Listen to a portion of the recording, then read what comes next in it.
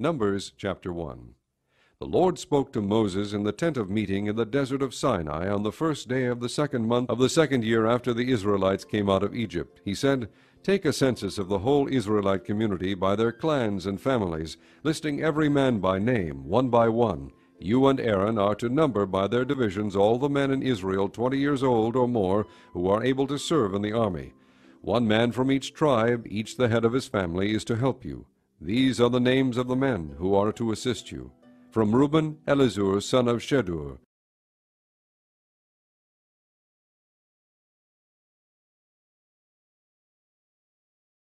From Simeon, Shelumiel, son of Zerushadai. From Judah, Nahshon, son of Amminadab. From Issachar, Nathaniel, son of Zuar. From Zebulun, Eliab, son of Helon. From the sons of Joseph, from Ephraim, Elishama, son of Ammihud. From Manasseh, Gamaliel, son of Pedazur. From Benjamin, Abidan, son of Gideoni. From Dan, Ahiezer, son of Ammishaddai. From Asher, Pagiel, son of Ochran. From Gad, Eliashaph, son of Deuel. From Naphtali, Ahira, son of Enan.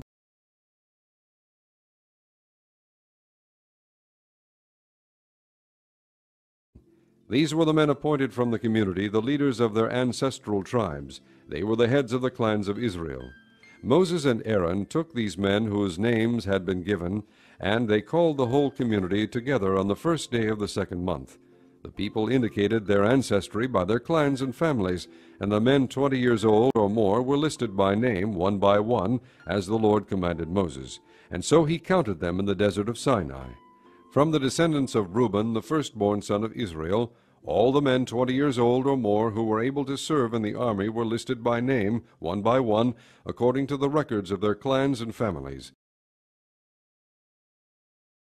The number from the tribe of Reuben was 46,500. From the descendants of Simeon, all the men 20 years old or more who were able to serve in the army were counted and listed by name, one by one, according to the records of their clans and families. The number from the tribe of Simeon was 59,300. From the descendants of Gad, all the men 20 years old or more who were able to serve in the army were listed by name according to the records of their clans and families. The number from the tribe of Gad was 45,650. From the descendants of Judah, all the men 20 years old or more who were able to serve in the army were listed by name according to the records of their clans and families. The number from the tribe of Judah was 74,600. From the descendants of Issachar, all the men 20 years old or more who were able to serve in the army were listed by name according to the records of their clans and families. The number from the tribe of Issachar was 54,400. From the descendants of Zebulun, all the men 20 years old or more who were able to serve in the army were listed by name according to the records of their clans and families. The number from the tribe of Zebulun was 57,400. From the sons of Joseph, from the descendants of Ephraim, all the men 20 years old or more who were able to serve in the army were listed by name according to the records of their clans and families. The number from the tribe of Ephraim was 40,500. From the descendants of Manasseh, all the men 20 years old or more who were able to serve in the army were listed by name according to the records of their clans and families. The number from the tribe of Manasseh was 32,200. From the descendants of Benjamin, all the men 20 years old or more who were able to serve in the army were listed by name according to the records of their clans and families. The number from the tribe of Benjamin was 35,400. From the descendants of Dan, all the men 20 years old or more who were able to serve in the army were listed by name according to the records of their clans and families. The number from the tribe of Dan was 62,700. From the descendants of Asher, all the men 20 years old or more who were able to serve in the army were listed by name according to the records of their clans and families. The number from the tribe of Asher was 41,500. From the descendants of Naphtali, all the men 20 years old or more who were able to serve in the army were listed by name according to the records of their clans and families. The number from the tribe of Naphtali was 53,400. These were the men counted by Moses and Aaron and the 12 leaders of Israel, each one representing his family.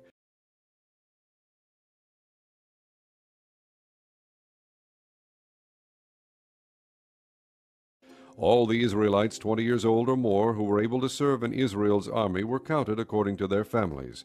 The total number was 603,550. The families of the tribe of Levi, however, were not counted along with the others. The Lord had said to Moses, "You must not count the tribe of Levi or include them in the census of the other Israelites. Instead, appoint the Levites to be in charge of the tabernacle of the testimony, over all its furnishings and everything belonging to it. They are to carry the tabernacle and all its furnishings. They are to take care of it and encamp around it.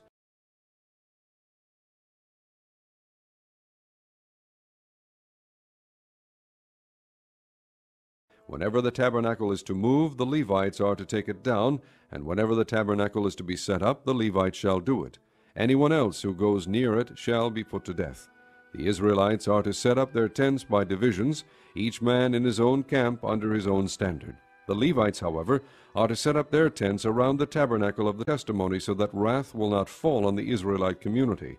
The Levites are to be responsible for the care of the tabernacle of the testimony. The Israelites did all this just as the Lord commanded Moses. Chapter 2. The Lord said to Moses and Aaron, "The Israelites are to camp around the tent of meeting some distance from it, each man under his standard with the banners of his family. On the east toward the sunrise, the divisions of the camp of Judah are to encamp under their standard. The leader of the people of Judah is Nahshon, son of Amminadab. His division numbers 74,600. The tribe of Issachar will camp next to them. The leader of the people of Issachar is Nathaniel, son of Zuar. His division numbers 54,400.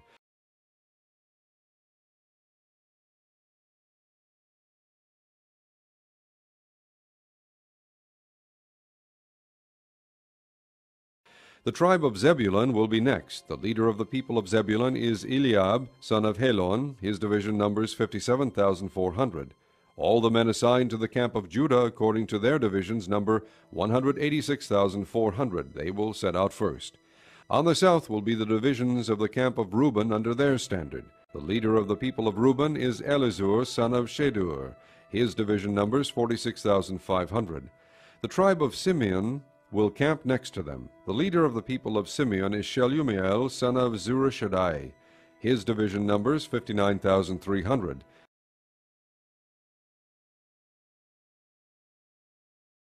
The tribe of Gad will be next. The leader of the people of Gad is Eliasaph, son of Deuel. His division numbers 45,650.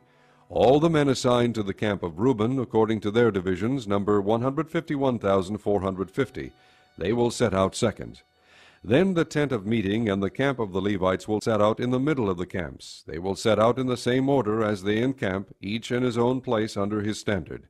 On the west will be the divisions of the camp of Ephraim under their standard. The leader of the people of Ephraim is Elishama, son of Ammihud. His division numbers 40,500.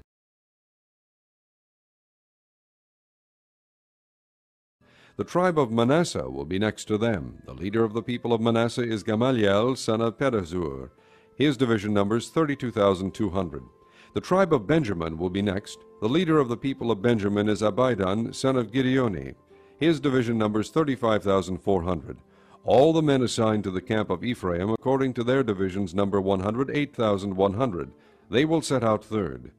On the north will be the divisions of the camp of Dan under their standard. The leader of the people of Dan is Ahiezer, son of Ammishaddai. His division numbers 62,700.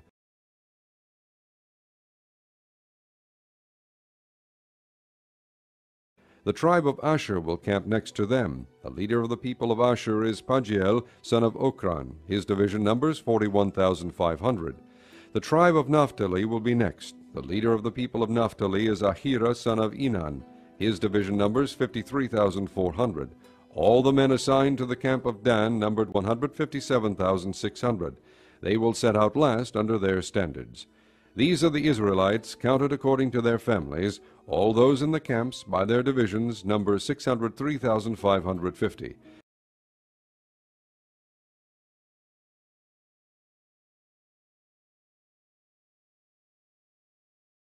The Levites, however, were not counted along with the other Israelites, as the Lord commanded Moses. So the Israelites did everything the Lord commanded Moses. That is the way they encamped under their standards, and that is the way they set out, each with his clan and family. Chapter 3. This is the account of the family of Aaron and Moses at the time the Lord talked with Moses on Mount Sinai. The names of the sons of Aaron were Nadab the firstborn, and Abihu, Eleazar, and Ithamar. Those were the names of Aaron's sons, the anointed priests, who were ordained to serve as priests. Nadab and Abihu, however, fell dead before the Lord when they made an offering with unauthorized fire before him in the desert of Sinai. They had no sons, so only Eleazar and Ithamar served as priests during the lifetime of their father Aaron. The Lord said to Moses,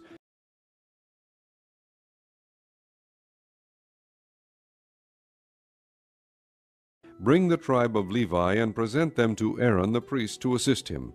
They are to perform duties for him and for the whole community at the tent of meeting by doing the work of the tabernacle. They are to take care of all the furnishings of the tent of meeting, fulfilling the obligations of the Israelites by doing the work of the tabernacle.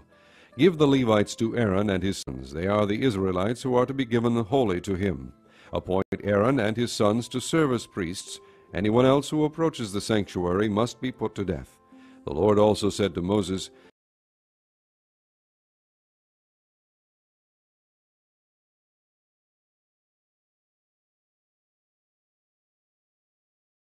"I have taken the Levites from among the Israelites in place of the first male offspring of every Israelite woman. The Levites are mine, for all the firstborn are mine. When I struck down all the firstborn in Egypt, I set apart for myself every firstborn in Israel, whether man or animal. They are to be mine. I am the Lord." The Lord said to Moses in the desert of Sinai, "Count the Levites by their families and clans. Count every male a month old or more." So Moses counted them, as he was commanded by the word of the Lord. These were the names of the sons of Levi: Gershon, Kohath, and Merari. These were the names of the Gershonite clans: Libni and Shimei. The Kohathite clans: Amram, Ishar, Hebron, and Uzziel. The Merarite clans: Mali and Mushi. These were the Levite clans according to their families. To Gershon belonged the clans of the Libnites and Shimeites. These were the Gershonite clans. The number of all the males a month old or more who were counted was 7,500. The Gershonite clans were to camp on the west behind the tabernacle. The leader of the families of the Gershonites was Eliasaph, son of Lael.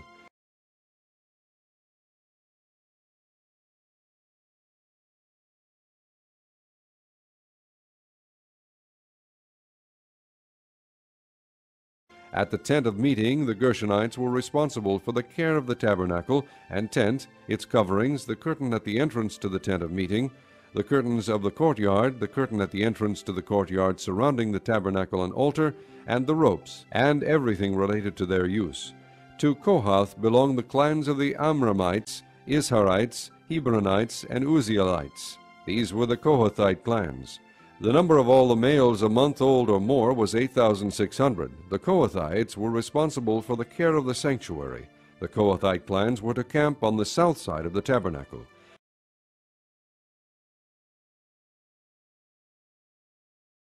The leader of the families of the Kohathite clans was Elizaphan, son of Uzziel.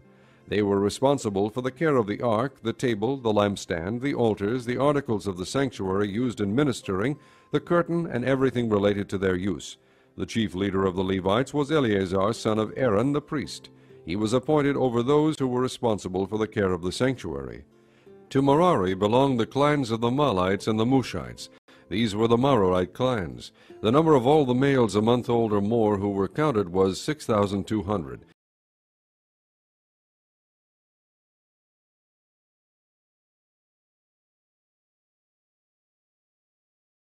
The leader of the families of the Merarite clans was Zuriel, son of Abihail. They were to camp on the north side of the tabernacle. The Merarites were appointed to take care of the frames of the tabernacle, its crossbars, posts, bases, all its equipment, and everything related to their use, as well as the post of the surrounding courtyard with their bases, tent pegs, and ropes. Moses and Aaron and his sons were to camp to the east of the tabernacle toward the sunrise in front of the tent of meeting. They were responsible for the care of the sanctuary on behalf of the Israelites. Anyone else who approached the sanctuary was to be put to death.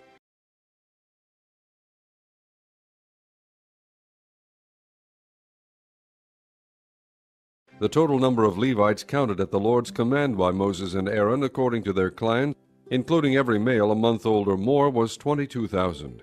The Lord said to Moses, "Count all the firstborn Israelite males who are a month old or more, and make a list of their names. Take the Levites for me in place of all the firstborn of the Israelites, and the livestock of the Levites in place of all the firstborn of the livestock of the Israelites. I am the Lord." So Moses counted all the firstborn of the Israelites, as the Lord commanded him. The total number of firstborn males a month old or more, listed by name, was 22,273. The Lord also said to Moses, "Take the Levites in place of all the firstborn of Israel, and the livestock of the Levites in place of their livestock. The Levites are to be mine. I am the Lord. To redeem the 273 firstborn Israelites who exceed the number of the Levites, collect 5 shekels for each one, according to the sanctuary shekel, which weighs 20 gerahs. Give the money for the redemption of the additional Israelites to Aaron and his sons." So Moses collected the redemption money from those who exceeded the number redeemed by the Levites. Chapter 4. The Lord said to Moses and Aaron, "Take a census of the Kohathite branch of the Levites by their clans and families. Count all the men from 30 to 50 years of age who come to serve in the work of the tent of meeting. This is the work of the Kohathites in the tent of meeting, the care of the most holy things. When the camp is to move, Aaron and his sons are to go in and take down the shielding curtain and cover the ark of the testimony with it. Then they are to cover this with hides of sea cows, spread a cloth of solid blue over that, and put the poles in place.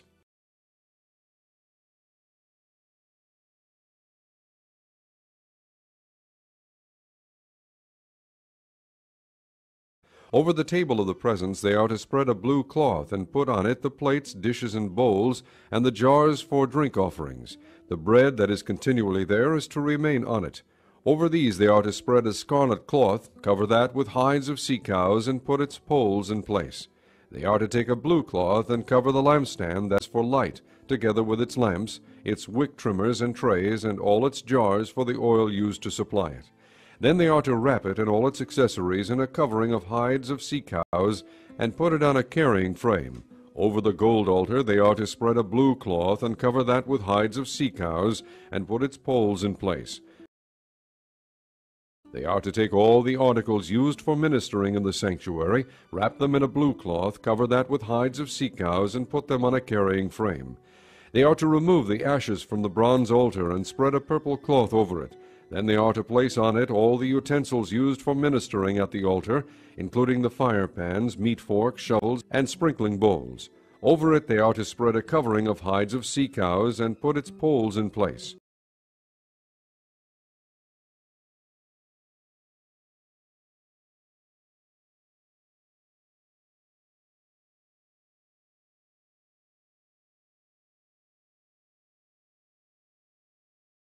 After Aaron and his sons have finished covering the holy furnishings and all the holy articles, and when the camp is ready to move, the Kohathites are to come to do the carrying. But they must not touch the holy things, or they will die. The Kohathites are to carry those things that are in the tent of meeting.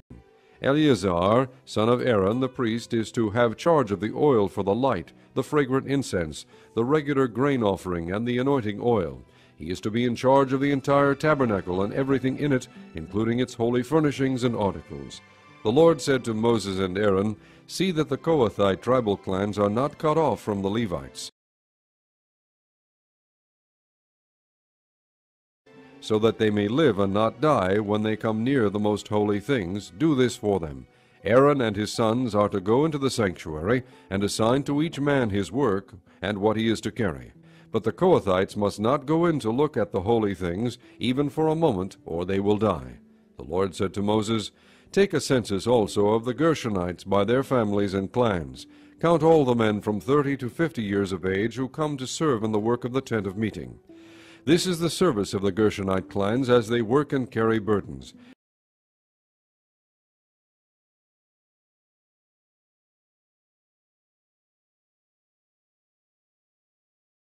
They are to carry the curtains of the tabernacle, the tent of meeting, its covering and the outer covering of hides of sea cows, the curtains for the entrance to the tent of meeting, the curtains of the courtyard surrounding the tabernacle and altar, the curtain for the entrance, the ropes, and all the equipment used in its service. The Gershonites are to do all that needs to be done with these things.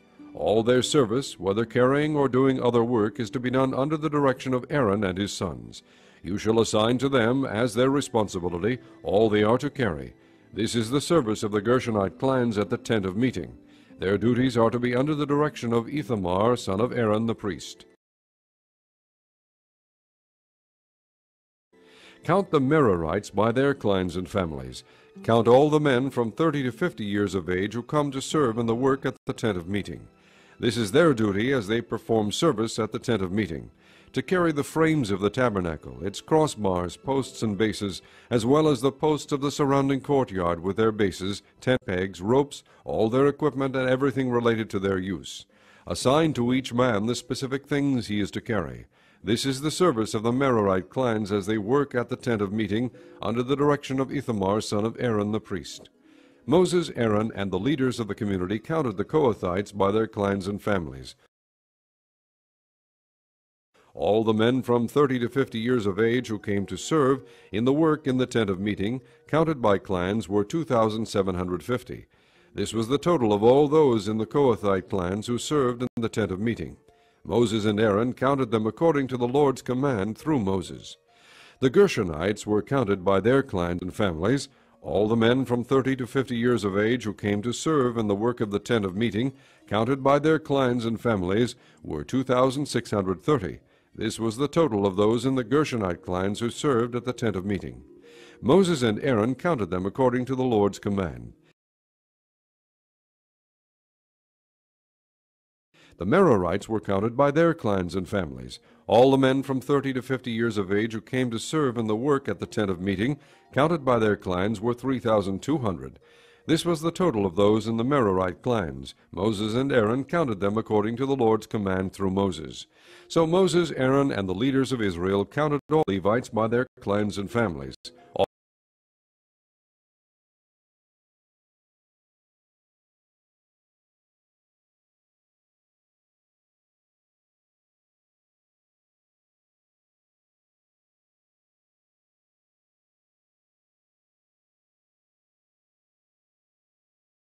All the men from 30 to 50 years of age who came to do the work of serving and carrying the tent of meeting numbered 8,580. At the Lord's command through Moses, each was assigned his work and told what to carry. Thus they were counted as the Lord commanded Moses. Chapter 5. The Lord said to Moses, "Command the Israelites to send away from the camp anyone who has an infectious skin disease or a discharge of any kind, or who is ceremonially unclean because of a dead body. Send away male and female alike. Send them outside the camp so they will not defile their camp where I dwell among them." The Israelites did this. They sent them outside the camp. They did just as the Lord had instructed Moses. The Lord said to Moses, "Say to the Israelites, when a man or woman wrongs another in any way, and so is unfaithful to the Lord, that person is guilty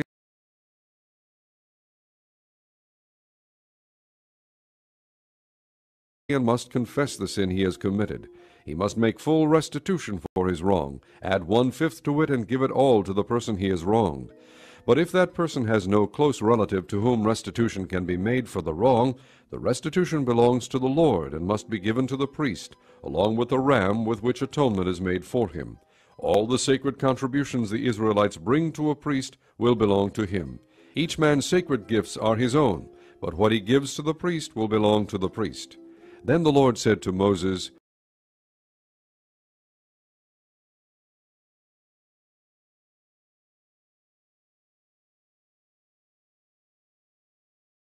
"Speak to the Israelites and say to them, if a man's wife goes astray and is unfaithful to him by sleeping with another man, and this is hidden from her husband, and her impurity is undetected, since there is no witness against her and she has not been caught in the act, and if feelings of jealousy come over her husband and he suspects his wife and she is impure, or if he is jealous and suspects her even though she is not impure, then he is to take his wife to the priest. He must also take an offering of 1/10 of an ephah of barley flour on her behalf. He must not pour oil on it or put incense on it, because it is a grain offering for jealousy, a reminder offering to draw attention to guilt. The priest shall bring her and have her stand before the Lord. Then he shall take some holy water in a clay jar and put some dust from the tabernacle floor into the water. After the priest has had the woman stand before the Lord, he shall loosen her hair and place in her hands the reminder offering, the grain offering for jealousy, while he himself holds the bitter water that brings a curse. Then the priest shall put the woman on oath and say to her, If no other man has slept with you, and you have not gone astray and become impure while married to your husband, may this bitter water that brings a curse not harm you. But if you have gone astray while married to your husband, and you have defiled yourself by sleeping with a man other than your husband, here the priest is to put the woman under this curse of the oath. May the Lord cause your people to curse and denounce you when he causes your thigh to waste away and your abdomen to swell. May this water that brings a curse enter your body, so that your abdomen swells and your thigh wastes away. Then the woman is to say, Amen, so be it. The priest is to write these curses on a scroll and then wash them off into the bitter water. He shall have the woman drink the bitter water that brings a curse, and this water will enter her and cause bitter suffering. The priest is to take from her hands the grain offering for jealousy, wave it before the Lord, and bring it to the altar.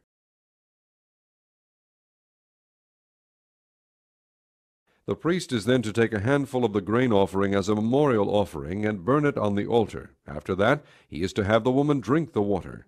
If she has defiled herself and been unfaithful to her husband, then when she is made to drink the water that brings a curse, it will go into her and cause bitter suffering. Her abdomen will swell and her thigh waste away, and she will become accursed among her people. If, however, the woman has not defiled herself and is free from impurity, she will be cleared of guilt and will be able to have children. This, then, is the law of jealousy when a woman goes astray and defiles herself while married to her husband.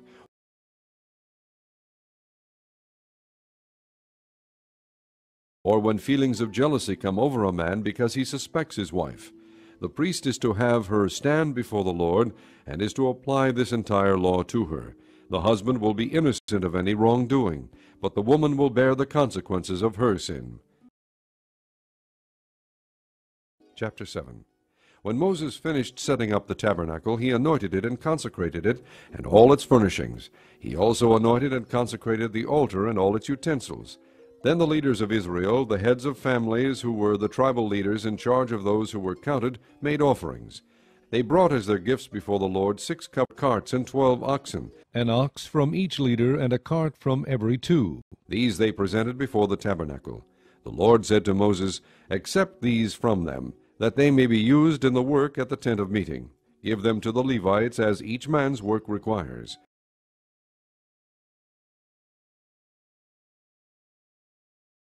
So Moses took the carts and oxen and gave them to the Levites. He gave 2 carts and 4 oxen to the Gershonites, as their work required, and he gave 4 carts and 8 oxen to the Merarites, as their work required. They were all under the direction of Ithamar, son of Aaron the priest. But Moses did not give any to the Kohathites, because they were to carry on their shoulders the holy things for which they were responsible. When the altar was anointed, the leaders brought their offerings for its dedication and presented them before the altar.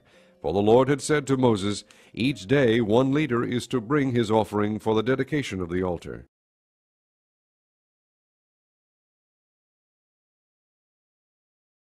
The one who brought his offering on the first day was Nahshon, son of Amminadab, of the tribe of Judah.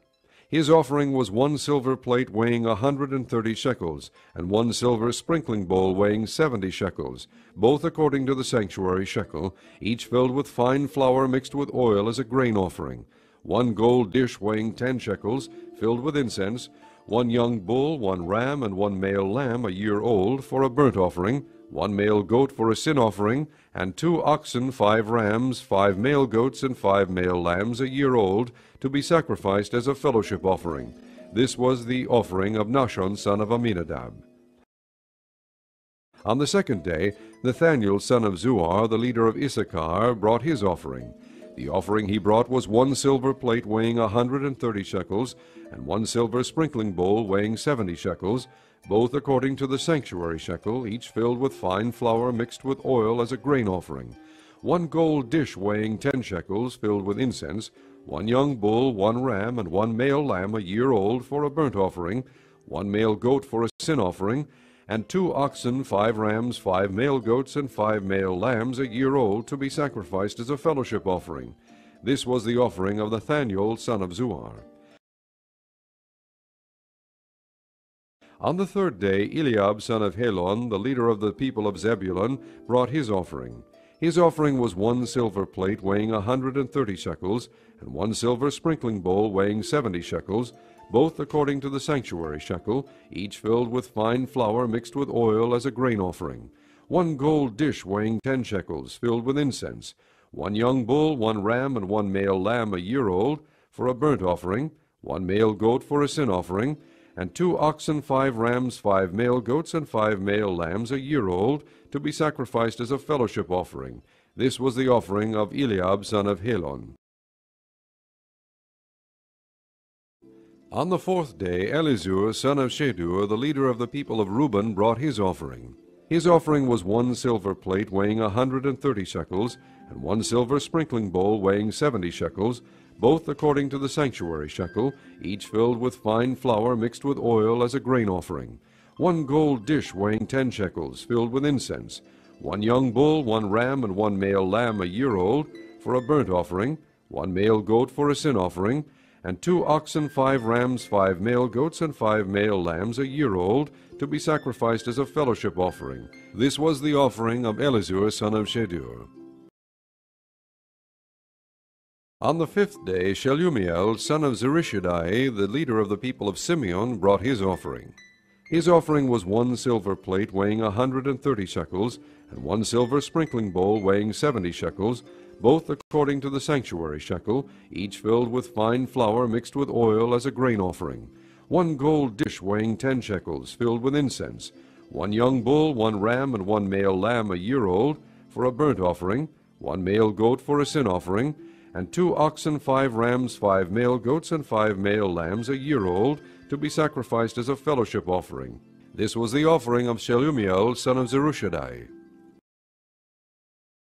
On the 6th day, Eliasaph son of Deuel, the leader of the people of God, brought his offering. His offering was 1 silver plate weighing 130 shekels, and 1 silver sprinkling bowl weighing 70 shekels, both according to the sanctuary shekel, each filled with fine flour mixed with oil as a grain offering. 1 gold dish weighing 10 shekels, filled with incense, 1 young bull, 1 ram, and 1 male lamb a year old for a burnt offering, 1 male goat for a sin offering, and 2 oxen, 5 rams, 5 male goats, and 5 male lambs a year old, to be sacrificed as a fellowship offering. This was the offering of Eliasaph son of Deuel.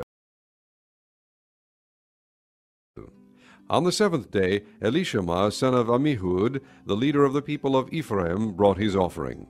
His offering was 1 silver plate weighing 130 shekels, and 1 silver sprinkling bowl weighing 70 shekels, both according to the sanctuary shekel, each filled with fine flour mixed with oil as a grain offering. 1 gold dish weighing 10 shekels, filled with incense, 1 young bull, 1 ram, and 1 male lamb a year old for a burnt offering, 1 male goat for a sin offering, and 2 oxen, 5 rams, 5 male goats, and 5 male lambs a year old, to be sacrificed as a fellowship offering. This was the offering of Elishama son of Ammihud. On the 8th day, Gamaliel son of Pedazur, the leader of the people of Manasseh, brought his offering. His offering was 1 silver plate weighing 130 shekels, and 1 silver sprinkling bowl weighing 70 shekels, both according to the sanctuary shekel, each filled with fine flour mixed with oil as a grain offering. 1 gold dish weighing 10 shekels, filled with incense, 1 young bull, 1 ram, and 1 male lamb a year old for a burnt offering, 1 male goat for a sin offering, and 2 oxen, 5 rams, 5 male goats, and 5 male lambs a year old, to be sacrificed as a fellowship offering. This was the offering of Gamaliel son of Pedazur. On the 9th day, Abidan son of Gideoni, the leader of the people of Benjamin, brought his offering. His offering was 1 silver plate weighing 130 shekels, and 1 silver sprinkling bowl weighing 70 shekels, both according to the sanctuary shekel, each filled with fine flour mixed with oil as a grain offering. 1 gold dish weighing 10 shekels, filled with incense. 1 young bull, 1 ram, and 1 male lamb a year old, for a burnt offering. 1 male goat for a sin offering. And 2 oxen, 5 rams, 5 male goats, and 5 male lambs a year old, to be sacrificed as a fellowship offering. This was the offering of Abidan, son of Gideoni. On the 10th day, Ahiezer, son of Ammishaddai, the leader of the people of Dan, brought his offering. His offering was 1 silver plate weighing 130 shekels, and 1 silver sprinkling bowl weighing 70 shekels, both according to the sanctuary shekel, each filled with fine flour mixed with oil as a grain offering.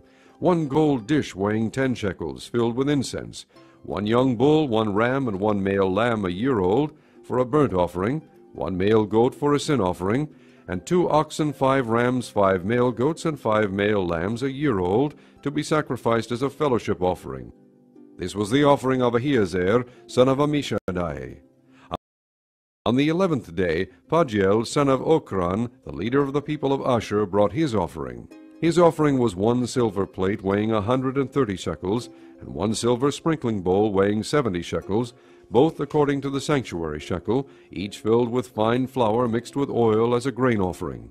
1 gold dish weighing 10 shekels, filled with incense.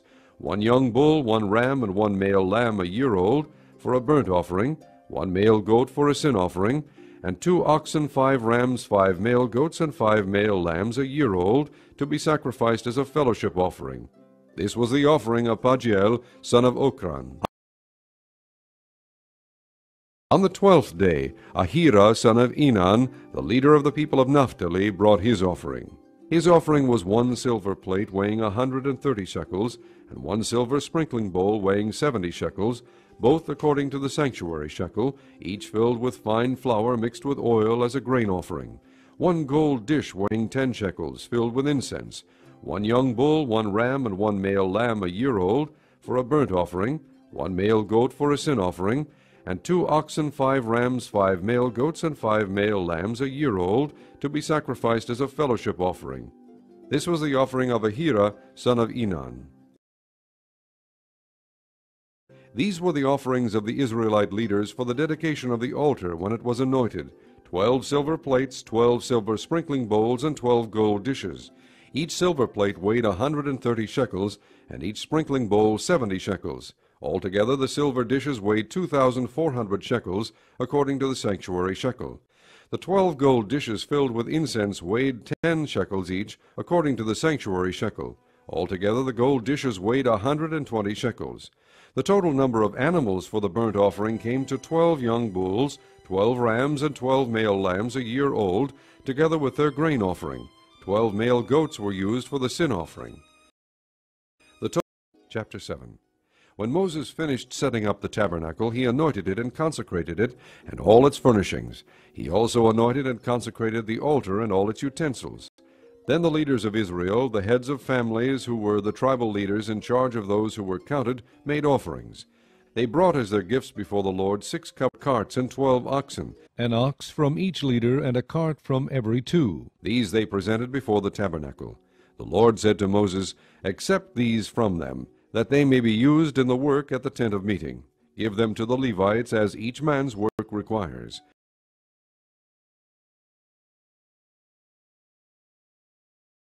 So Moses took the carts and oxen and gave them to the Levites.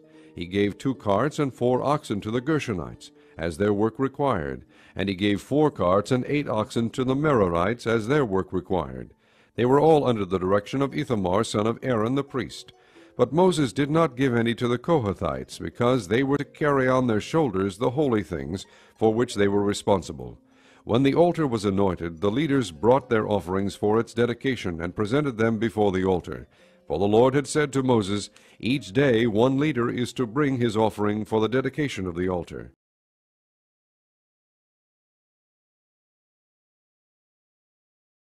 The one who brought his offering on the first day was Nahshon, son of Amminadab, of the tribe of Judah. His offering was 1 silver plate weighing 130 shekels, and 1 silver sprinkling bowl weighing 70 shekels, both according to the sanctuary shekel, each filled with fine flour mixed with oil as a grain offering, 1 gold dish weighing 10 shekels, filled with incense, 1 young bull, 1 ram, and 1 male lamb a year old for a burnt offering, 1 male goat for a sin offering, and 2 oxen, 5 rams, 5 male goats, and 5 male lambs a year old, to be sacrificed as a fellowship offering. This was the offering of Nahshon son of Amminadab. On the second day, Nathaniel son of Zuar, the leader of Issachar, brought his offering. The offering he brought was 1 silver plate weighing 130 shekels, and 1 silver sprinkling bowl weighing 70 shekels, both according to the sanctuary shekel, each filled with fine flour mixed with oil as a grain offering, 1 gold dish weighing 10 shekels, filled with incense, 1 young bull, 1 ram, and 1 male lamb a year old for a burnt offering, 1 male goat for a sin offering, and 2 oxen, 5 rams, 5 male goats, and 5 male lambs a year old, to be sacrificed as a fellowship offering. This was the offering of Nathaniel son of Zuar. On the third day, Eliab son of Helon, the leader of the people of Zebulun, brought his offering.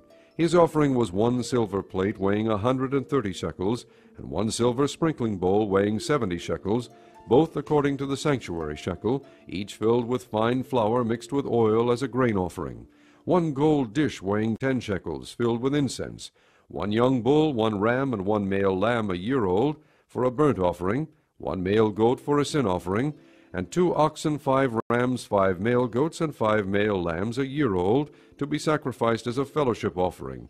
This was the offering of Eliab son of Helon.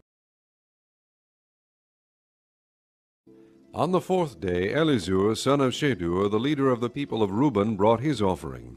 His offering was 1 silver plate weighing 130 shekels, and 1 silver sprinkling bowl weighing 70 shekels, both according to the sanctuary shekel, each filled with fine flour mixed with oil as a grain offering, 1 gold dish weighing 10 shekels, filled with incense, 1 young bull, 1 ram, and 1 male lamb a year old, for a burnt offering, 1 male goat for a sin offering, and 2 oxen, 5 rams, 5 male goats, and 5 male lambs a year old, to be sacrificed as a fellowship offering. This was the offering of Elizur son of Shedur.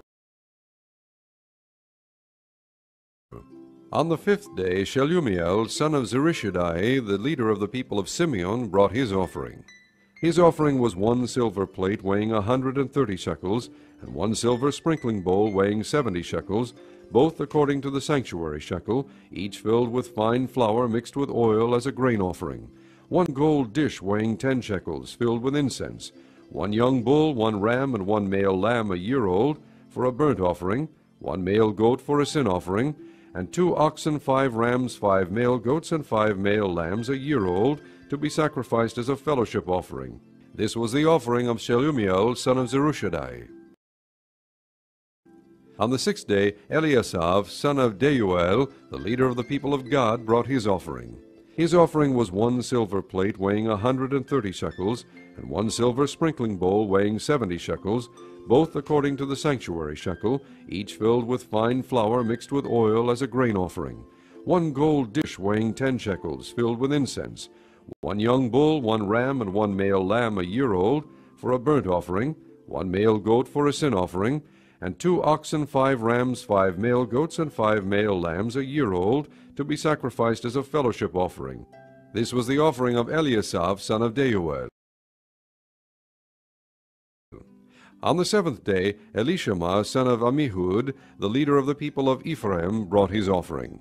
His offering was 1 silver plate weighing 130 shekels, and 1 silver sprinkling bowl weighing 70 shekels, both according to the sanctuary shekel, each filled with fine flour mixed with oil as a grain offering, 1 gold dish weighing 10 shekels, filled with incense, 1 young bull, 1 ram, and 1 male lamb a year old, for a burnt offering, 1 male goat for a sin offering, and 2 oxen, 5 rams, 5 male goats, and 5 male lambs a year old, to be sacrificed as a fellowship offering. This was the offering of Elishama son of Ammihud. On the eighth day, Gamaliel son of Pedazur, the leader of the people of Manasseh, brought his offering. His offering was 1 silver plate weighing 130 shekels, and 1 silver sprinkling bowl weighing 70 shekels, both according to the sanctuary shekel, each filled with fine flour mixed with oil as a grain offering. 1 gold dish weighing 10 shekels, filled with incense. 1 young bull, 1 ram, and 1 male lamb a year old, for a burnt offering. 1 male goat for a sin offering, and 2 oxen, 5 rams, 5 male goats, and 5 male lambs a year old, to be sacrificed as a fellowship offering. This was the offering of Gamaliel, son of Pedazur. On the 9th day, Abidan, son of Gideoni, the leader of the people of Benjamin, brought his offering. His offering was 1 silver plate weighing 130 shekels, and 1 silver sprinkling bowl weighing 70 shekels, both according to the sanctuary shekel, each filled with fine flour mixed with oil as a grain offering. 1 gold dish weighing 10 shekels, filled with incense. 1 young bull, 1 ram, and 1 male lamb a year old, for a burnt offering. 1 male goat for a sin offering, and 2 oxen, 5 rams, 5 male goats, and 5 male lambs a year old, to be sacrificed as a fellowship offering. This was the offering of Abidan, son of Gideoni. On the 10th day, Ahiezer, son of Ammishaddai, the leader of the people of Dan, brought his offering.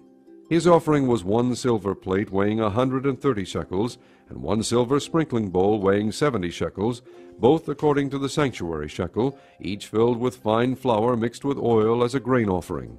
1 gold dish weighing 10 shekels, filled with incense. 1 young bull, 1 ram, and 1 male lamb a year old, for a burnt offering.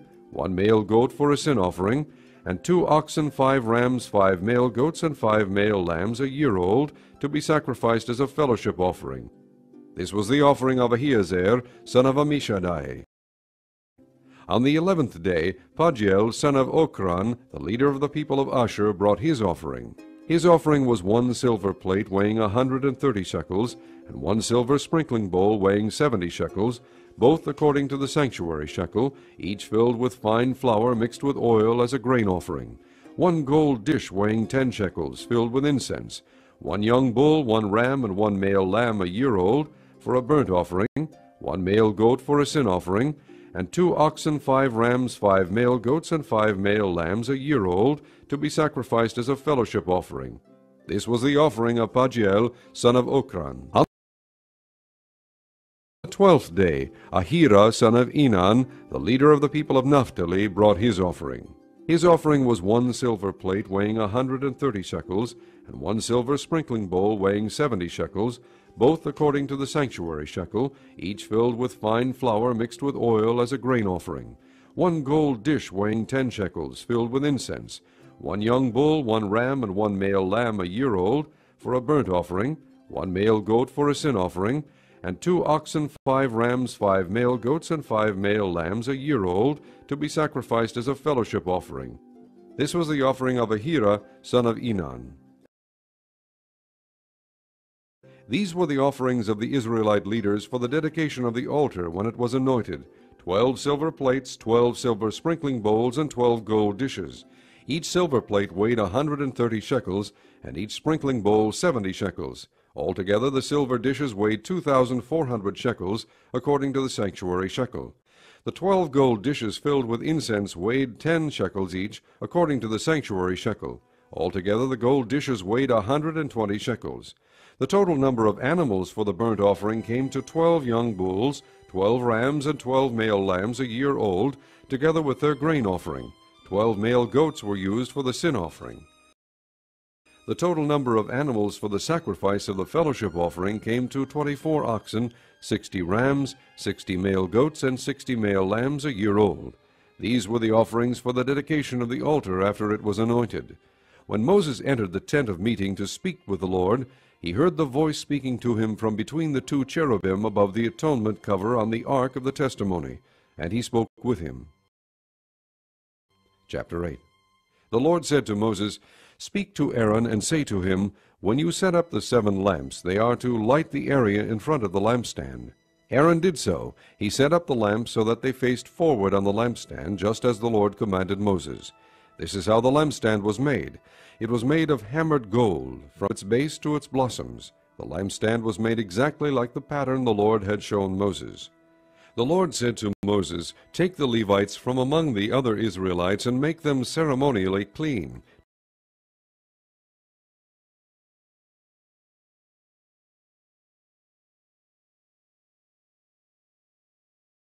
to purify them. Do this: sprinkle the water of cleansing on them.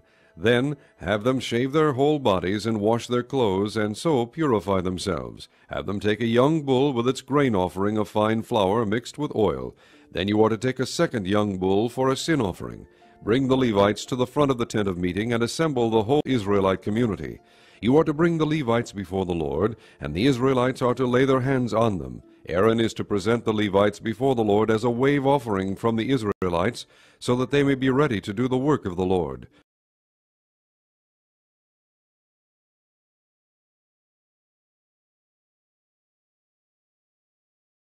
After the Levites lay their hands on the heads of the bulls, use the one for a sin offering to the Lord, and the other for a burnt offering, to make atonement for the Levites. Have the Levites stand in front of Aaron and his sons, and then present them as a wave offering to the Lord. In this way you are to set the Levites apart from the other Israelites, and the Levites will be mine. After you have purified the Levites and presented them as a wave offering, they are to come to do their work at the tent of meeting. They are the Israelites who are to be given wholly to me. I have taken them as my own in place of the firstborn, the first male offspring from every Israelite woman.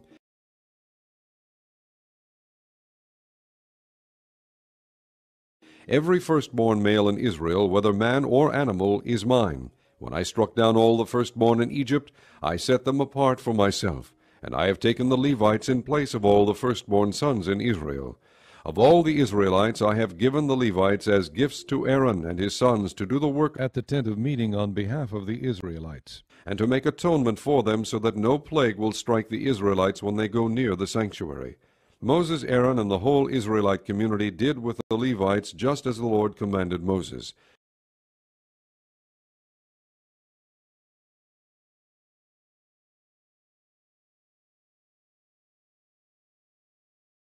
The Levites purified themselves and washed their clothes. Then Aaron presented them as a wave offering before the Lord, and made atonement for them to purify them. After that, the Levites came to do their work at the tent of meeting under the supervision of Aaron and his sons. They did with the Levites just as the Lord commanded Moses. The Lord said to Moses, "This applies to the Levites. Men 25 years old or more shall come to take part in the work at the tent of meeting.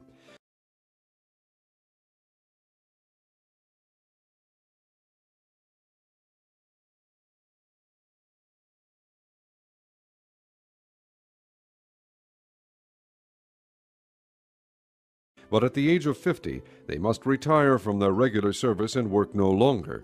They may assist their brothers in performing their duties at the tent of meeting, but they themselves must not do the work. This, then, is how you are to assign the responsibilities of the Levites." Chapter 9. The Lord spoke to Moses in the desert of Sinai in the first month of the second year after they came out of Egypt. He said, "Have the Israelites celebrate the Passover at the appointed time. Celebrate it at the appointed time at twilight on the 14th day of this month, in accordance with all its rules and regulations." So Moses told the Israelites to celebrate the Passover, and they did so in the desert of Sinai at twilight on the 14th day of the first month.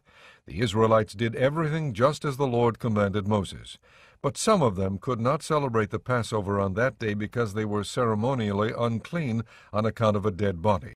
So they came to Moses and Aaron on that same day and said to Moses, "We have become unclean because of a dead body." But why should we be kept from presenting the Lord's offering with the other Israelites at the appointed time? Moses answered them, "Wait until I find out what the Lord commands concerning you."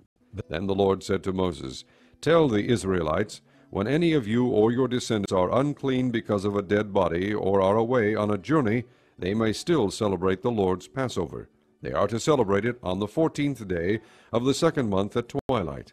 They are to eat the lamb together with unleavened bread and bitter herbs.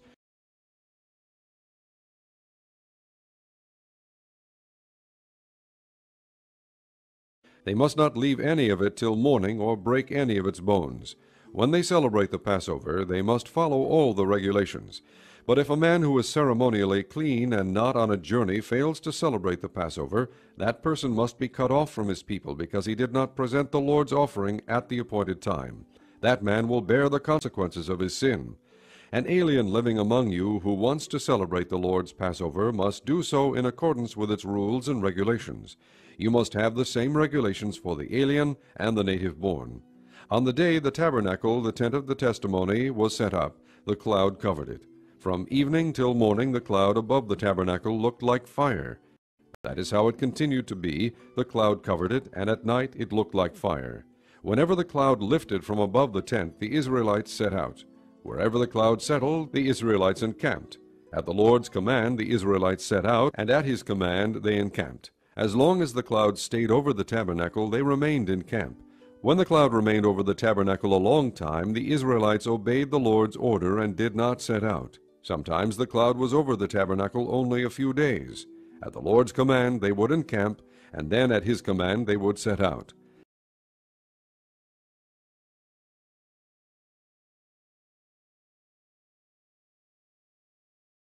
Sometimes the cloud stayed only from evening till morning, and when it lifted in the morning they set out. Whether by day or by night, whenever the cloud lifted, they set out. Whether the cloud stayed over the tabernacle for 2 days, or a month, or a year, the Israelites would remain in camp and not set out. But when it lifted, they would set out. At the Lord's command they encamped, and at the Lord's command they set out. They obeyed the Lord's order, in accordance with his command, through Moses.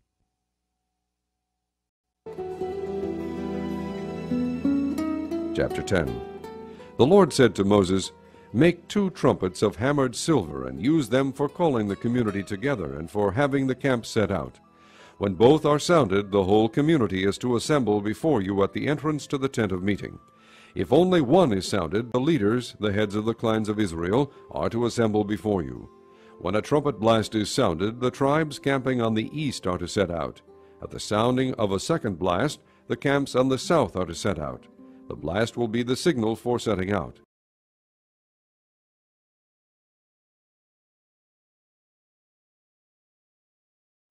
To gather the assembly, blow the trumpets, but not with the same signal. The sons of Aaron, the priests, are to blow the trumpets. This is to be a lasting ordinance for you and the generations to come.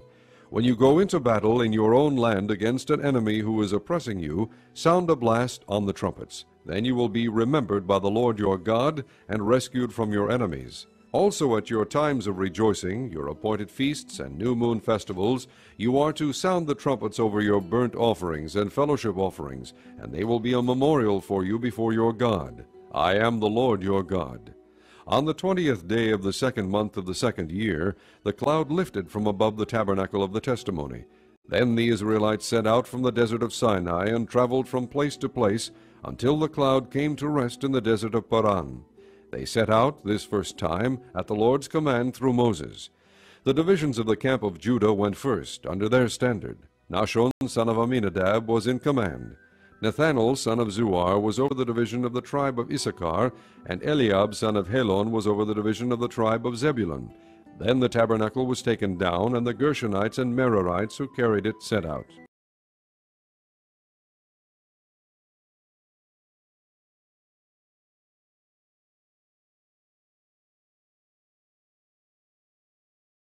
The divisions of the camp of Reuben went next, under their standard.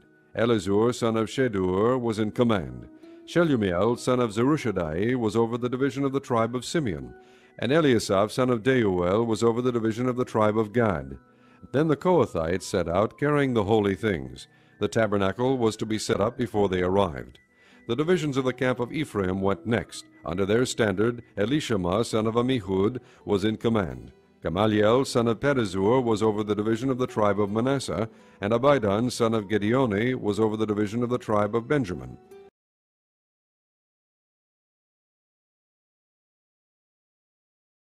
Finally, as the rear guard for all the units, the divisions of the camp of Dan set out, under their standard.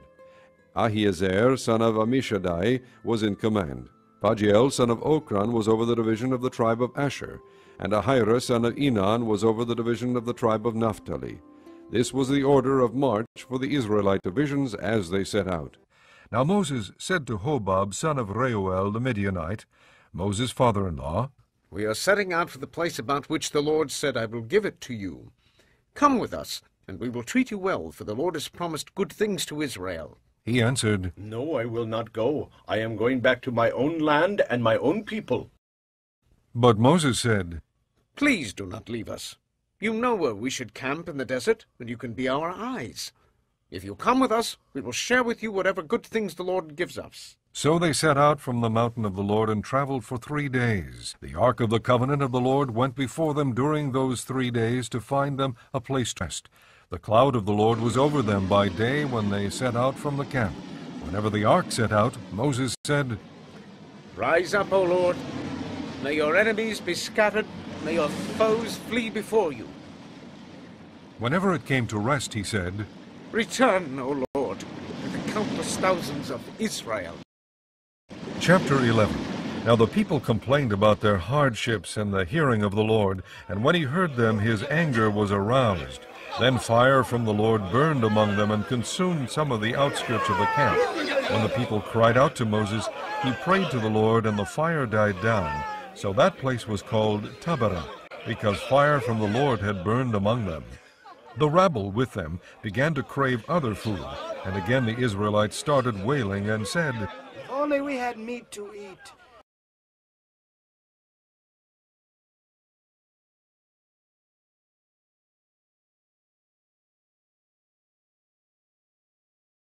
We remember the fish we ate in Egypt at no cost.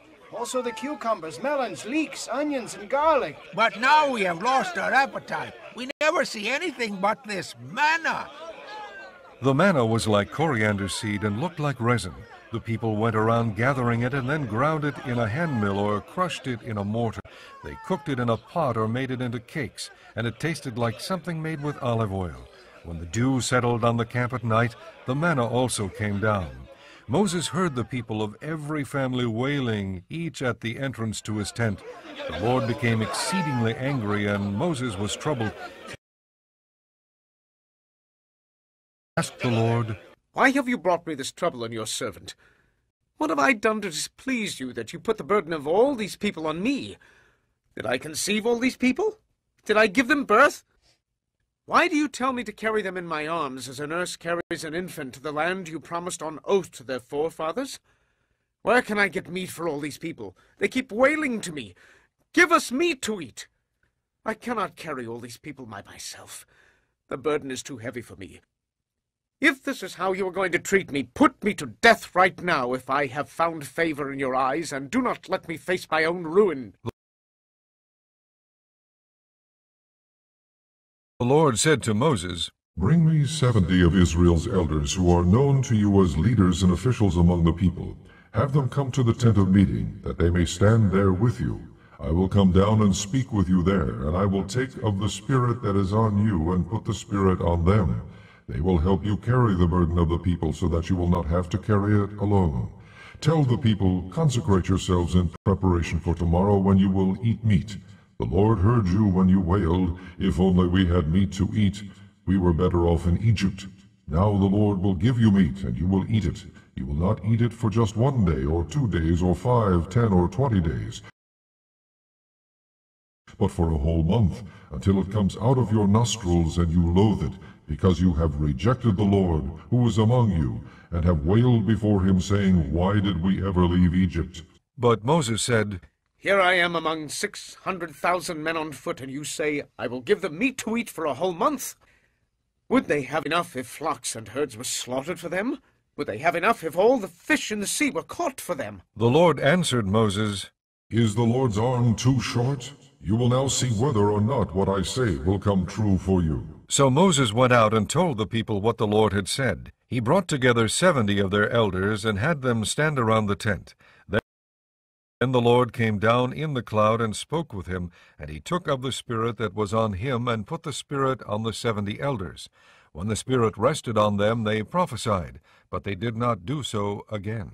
However, 2 men, whose names were Eldad and Medad, had remained in the camp. They were listed among the elders, but did not go out to the tent. Yet the Spirit also rested on them, and they prophesied in the camp. A young man ran and told Moses, Eldad and Medad are prophesying in the camp. Joshua, son of Nun, who had been Moses' aide since youth, spoke up and said, Moses, my lord, stop them. But Moses replied, Are you jealous for my sake? I wish that all the Lord's people were prophets, and that the Lord would put his Spirit on them. Then Moses and the elders of Israel returned to the camp. Now a wind went out from the Lord and drove quail in from the sea. It brought them down all around the camp to about 3 feet above the ground, as far as a day's walk in any direction. All that day and night and all the next day the people went out and gathered quail. No one gathered less than 10 homers. Then they spread them out all around the camp.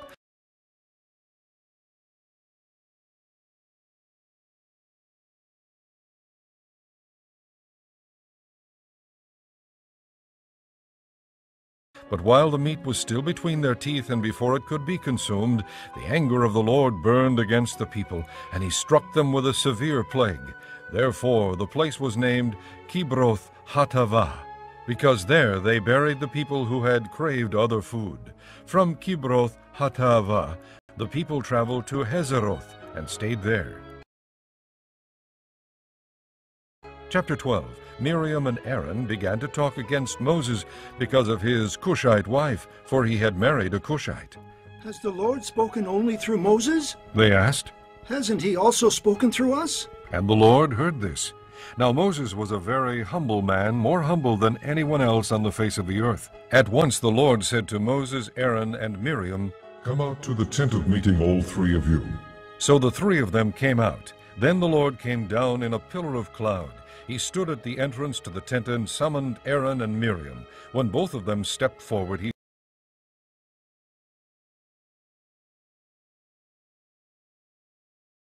said, Listen to my words. When a prophet of the Lord is among you, I reveal myself to him in visions. I speak to him in dreams. But this is not true of my servant Moses. He is faithful in all my house. With him I speak face to face, clearly, and not in riddles. He sees the form of the Lord. Why then were you not afraid to speak against my servant Moses? The anger of the Lord burned against them, and he left them. When the cloud lifted from above the tent, there stood Miriam, leprous, like snow. Aaron turned toward her and saw that she had leprosy.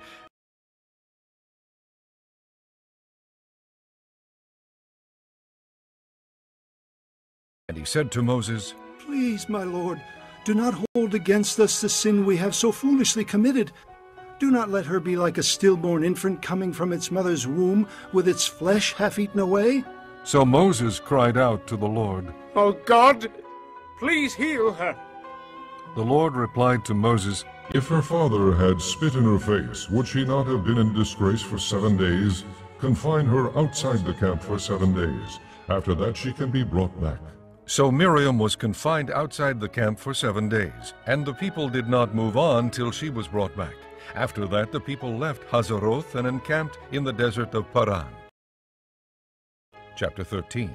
The Lord said to Moses, Send some men to explore the land of Canaan, which I am giving to the Israelites. From each ancestral tribe send one of its leaders. So at the Lord's command Moses sent them out from the desert of Paran. All of them were leaders of the Israelites. These are their names. From the tribe of Reuben, Shammua, son of Zakur. From the tribe of Simeon, Shaphat, son of Hori. From the tribe of Judah, Caleb, son of Jephunneh.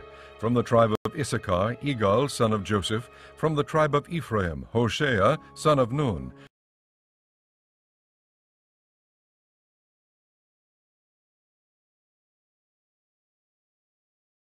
From the tribe of Benjamin, Palti, son of Raphu. From the tribe of Zebulun, Gadiel, son of Sodi.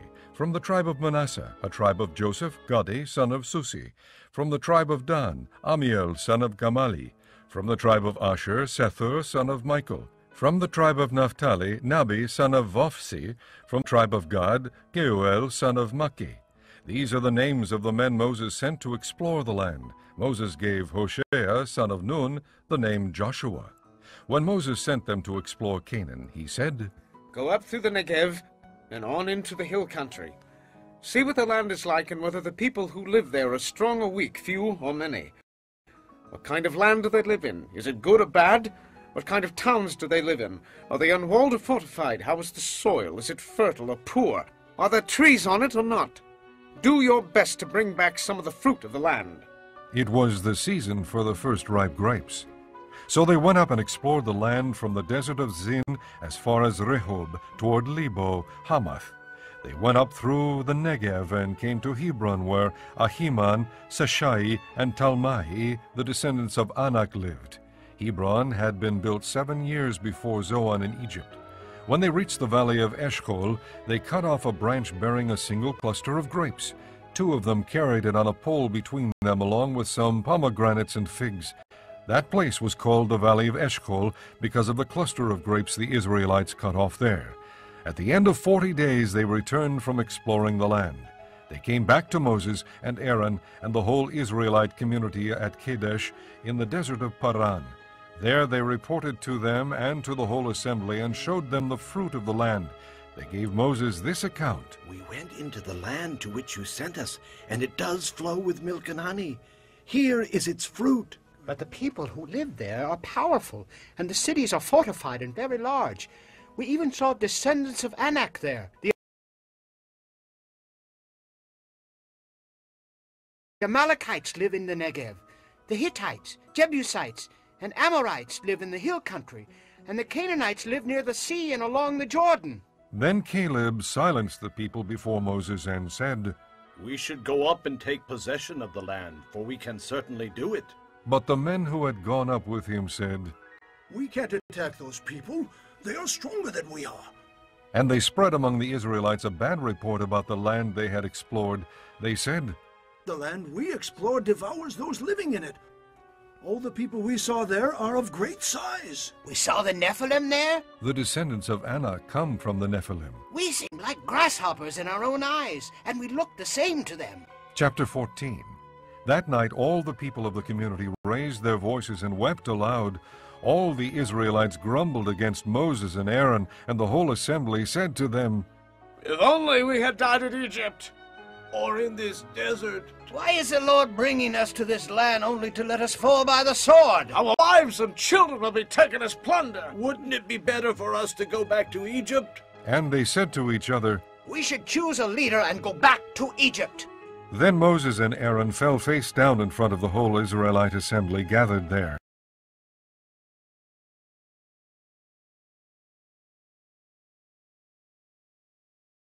Joshua son of Nun and Caleb son of Jephunneh, who were among those who had explored the land, tore their clothes and said to the entire Israelite assembly, The land we passed through and explored is exceedingly good. If the Lord is pleased with us, he will lead us into that land, a land flowing with milk and honey, and will give it to us. Only do not rebel against the Lord, and do not be afraid of the people of the land, because we will swallow them up. Their protection is gone, but the Lord is with us. Do not be afraid of them. But the whole assembly talked about stoning them. Then the glory of the Lord appeared at the tent of meeting to all the Israelites. The Lord said to Moses, How long will these people treat me with contempt? How long will they refuse to believe in me, in spite of all the miraculous signs I have performed among them? I will strike them down with a plague and destroy them, but I will make you into a nation greater and stronger than they. Moses said to the Lord, And the Egyptians will hear about it. By your power you brought these people up from among them, and they will tell the inhabitants of this land about it. They have already heard that you, O Lord, are with these people, and that you, O Lord, have been seen face to face, that your cloud stays over them, and that you go before them in a pillar of cloud by day, and a pillar of fire by night. If you put these people to death all at one time, the nations who have heard this report about you will say, The Lord was not able to bring these people into the land he promised them on oath, so he slaughtered them in the desert. Now may the Lord's strength be displayed, just as you have declared. The Lord is slow to anger, abounding in love, and forgiving sin and rebellion. Yet he does not leave the guilty unpunished. He punishes the children for the sin of the fathers to the 3rd and 4th generation. In accordance with your great love, forgive the sin of these people, just as you have pardoned them from the time they left Egypt until now.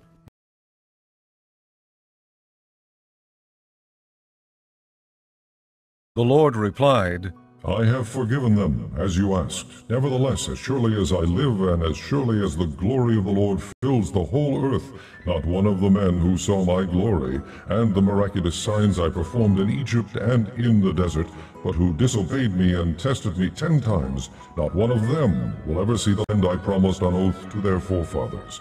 No one who has treated me with contempt will ever see it. But because my servant Caleb has a different spirit and follows me wholeheartedly, I will bring him into the land he went to, and his descendants will inherit it.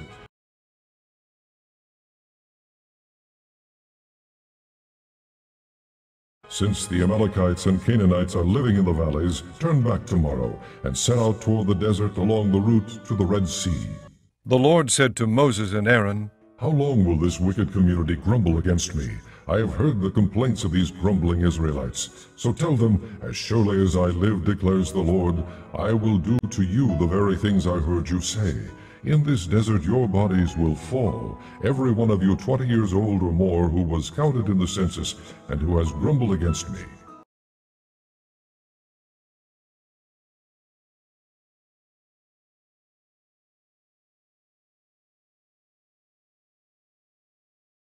Not one of you will enter the land I swore with uplifted hand to make your home, except Caleb son of Jephunneh and Joshua son of Nun. As for your children that you said would be taken as plunder, I will bring them in to enjoy the land you have rejected. But you, your bodies will fall in this desert. Your children will be shepherds here for 40 years, suffering for your unfaithfulness, until the last of your bodies lies in the desert. For 40 years, 1 year for each of the 40 days you explored the land, you will suffer for your sins and know what it is like to have me against you.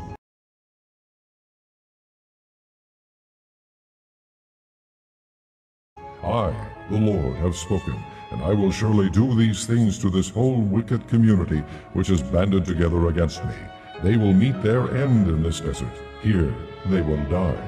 So the men Moses had sent to explore the land, who returned and made the whole community grumble against him by spreading a bad report about it, these men responsible for spreading the bad report about the land were struck down and died of a plague before the Lord.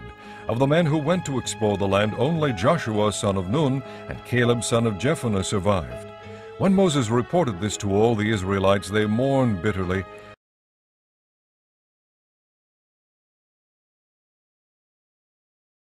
Early the next morning they went up toward the high hill country. We have sinned, They said. We will go up to the place the Lord promised. But Moses said, Why are you disobeying the Lord's command? This will not succeed. Do not go up, because the Lord is not with you. You will be defeated by your enemies, for the Amalekites and the Canaanites will face you there. Because you have turned away from the Lord, He will not be with you, and you will fall by the sword.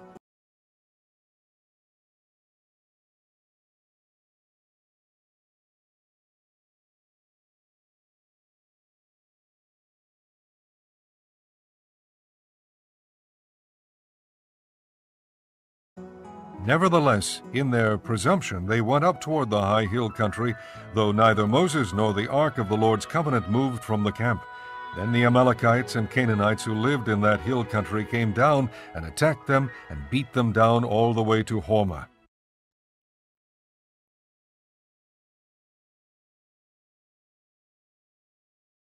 Chapter 15.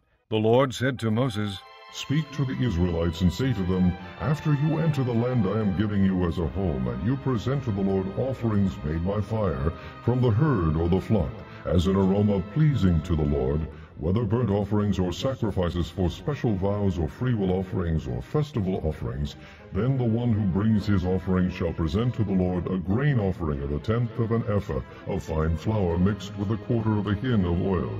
With each lamb for the burnt offering or the sacrifice, prepare 1/4 of a hin of wine as a drink offering. With a ram, prepare a grain offering of 2/10 of an ephah of fine flour, mixed with 1/3 of a hin of oil, and 1/3 of a hin of wine as a drink offering. Offer it as an aroma pleasing to the Lord. When you prepare a young bull as a burnt offering or sacrifice for a special vow or a fellowship offering to the Lord, bring with the bull a grain offering of 3/10 of an ephah of fine flour mixed with 1/2 a hin of oil. Also bring half a hin of wine as a drink offering. It will be an offering made by fire, an aroma pleasing to the Lord. Each bull or ram, each lamb or young goat is to be prepared in this manner. Do this for each one, for as many as you prepare. Everyone who is native-born must do these things in this way when he brings an offering made by fire as an aroma pleasing to the Lord. For the generations to come, whenever an alien or anyone else living among you presents an offering made by fire as an aroma pleasing to the Lord, he must do exactly as you do. The community is to have the same rules for you and for the alien living among you. This is a lasting ordinance for the generations to come. You and the alien shall be the same before the Lord.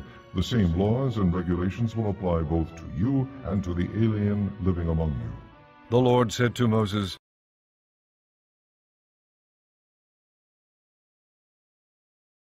Speak to the Israelites and say to them, when you enter the land to which I am taking you, and you eat the food of the land, present a portion as an offering to the Lord. Present a cake from the first of your ground meal, and present it as an offering from the threshing floor. Throughout the generations to come you are to give this offering to the Lord from the first of your ground meal. Now if you unintentionally fail to keep any of these commands the Lord gave Moses, any of the Lord's commands to you through him, from the day the Lord gave them and continuing through the generations to come,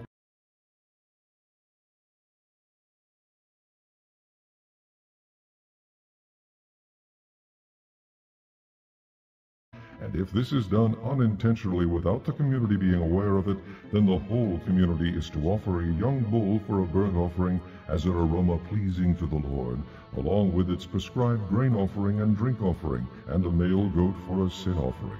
The priest is to make atonement for the whole Israelite community, and they will be forgiven, for it was not intentional, and they have brought to the Lord for their wrong an offering made by fire and a sin offering. The whole Israelite community and the aliens living among them will be forgiven, because all the people were involved in the unintentional wrong.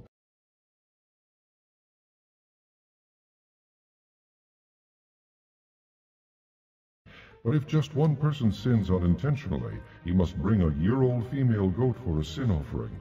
The priest is to make atonement before the Lord for the one who erred by sinning unintentionally, and when atonement has been made for him, he will be forgiven. One and the same law applies to everyone who sins unintentionally, whether he is a native-born Israelite or an alien. But anyone who sins defiantly, whether native-born or alien, blasphemes the Lord, and that person must be cut off from his people, because he has despised the Lord's word and broken his commands. That person must surely be cut off. His guilt remains on him. While the Israelites were in the desert, a man was found gathering wood on the Sabbath day. Those who found him gathering wood brought him to Moses and Aaron and the whole assembly, and they kept him in custody, because it was not clear what should be done to him. Then the Lord said to Moses, The man must die. The whole assembly must stone him outside the camp. So the assembly took him outside the camp and stoned him to death, as the Lord commanded Moses. The Lord said to Moses,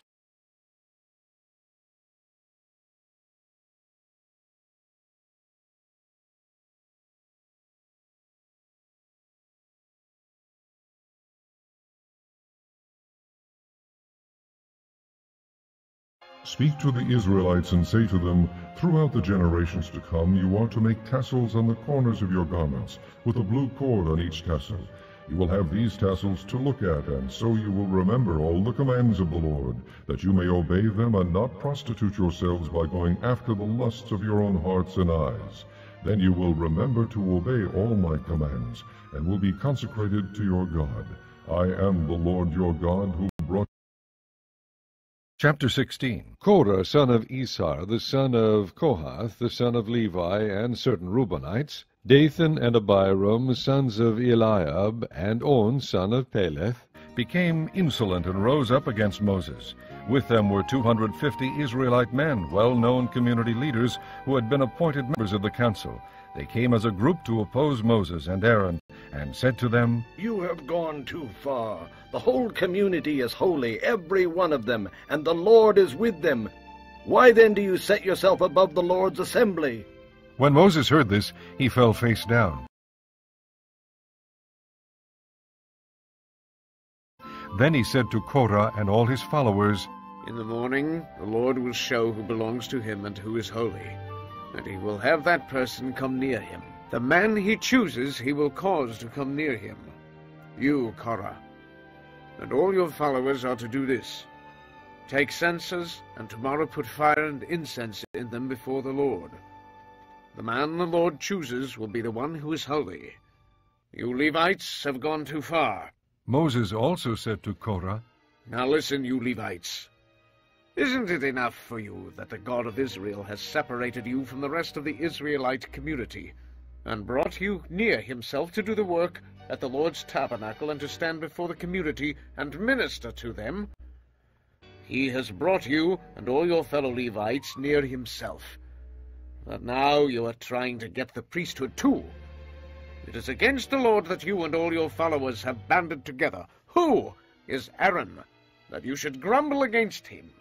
Then Moses summoned Dathan and Abiram, the sons of Eliab, but they said, We will not come. Isn't it enough that you have brought us up out of a land flowing with milk and honey to kill us in the desert? And now you also want to lord it over us? Moreover, you haven't brought us into a land flowing with milk and honey, or given us an inheritance of fields and vineyards. Will you gouge out the eyes of these men? No, we will not come. Then Moses became very angry and said to the Lord, Do not accept their offering. I have not taken so much as a donkey from them, nor have I wronged any of them. Moses said to Korah, You and all your followers are to appear before the Lord tomorrow. You and they and Aaron. Each man is to take his censer and put incense in it, 250 censers in all, and present it before the Lord. You and Aaron are to present your censers also. So each man took his censer, put fire and incense in it, and stood with Moses and Aaron at the entrance to the tent of meeting. When Korah had gathered all his followers in opposition to them at the entrance to the tent of meeting, the glory of the Lord appeared to the entire assembly. The Lord said to Moses and Aaron, Separate yourselves from this assembly, so I can put an end to them at once. But Moses and Aaron fell face down and cried out, Oh God, God of the spirits of all mankind, will you be angry with the entire assembly when only one man sins? Then the Lord said to Moses, Say to the assembly, Move away from the tents of Korah, Dathan, and Abiram.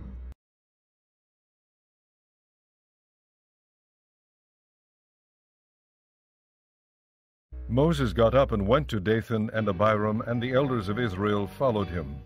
He warned the assembly, Move back from the tents of these wicked men. Do not touch anything belonging to them, or you will be swept away because of all their sins. So they moved away from the tents of Korah, Dathan, and Abiram. Dathan and Abiram had come out and were standing with their wives, children, and little ones at the entrances to their tents. Then Moses said, This is how you will know that the Lord has sent me to do all these things, and that it was not my idea. If these men die a natural death and experience only what usually happens to men, then the Lord has not sent me. But if the Lord brings about something totally new, and the earth opens its mouth and swallows them with everything that belongs to them, and they go down alive into the grave, then he will know that these men have treated the Lord with contempt. As soon as he finished saying all this, the ground under them split apart, and the earth opened its mouth and swallowed them, with their households and all Korah's men, and all their possessions. They went down alive into the grave with everything they owned. The earth closed over them, and they perished and were gone from the community. At their cries, all the Israelites around them fled, shouting, The earth is going to swallow us too! And fire came out from the Lord and consumed the 250 men who were offering the incense. The Lord said to Moses, Tell Eleazar, son of Aaron the priest, to take the censers out of the smoldering remains and scatter the coals some distance away, for the censers are holy, the censers of the men who sinned at the cost of their lives. Hammer the censers into sheets to overlay the altar, for they were presented before the Lord and have become holy. Let them be a sign to the Israelites. So Eleazar the priest collected the bronze censers brought by those who had been burned up, and he had them hammered out to overlay the altar.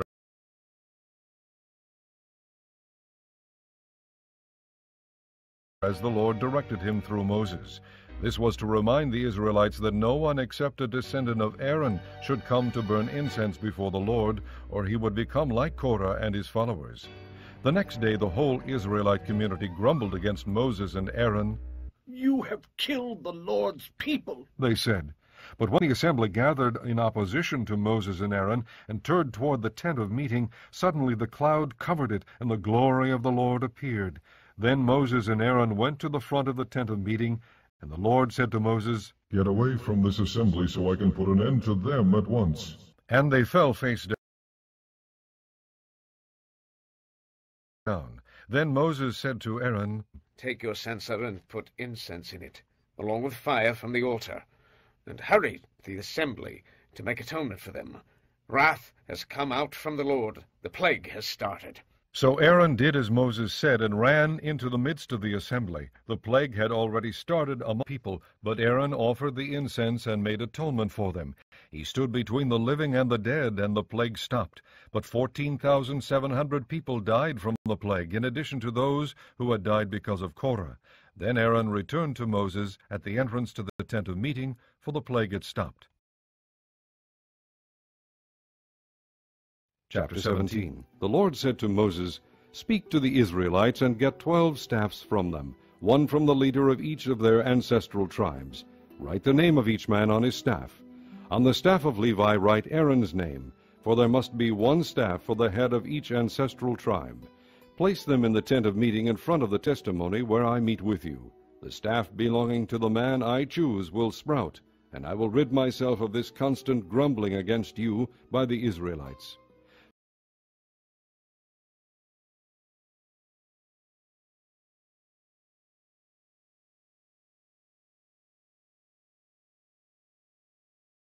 So Moses spoke to the Israelites, and their leaders gave him 12 staffs, one for the leader of each of their ancestral tribes, and Aaron's staff was among them.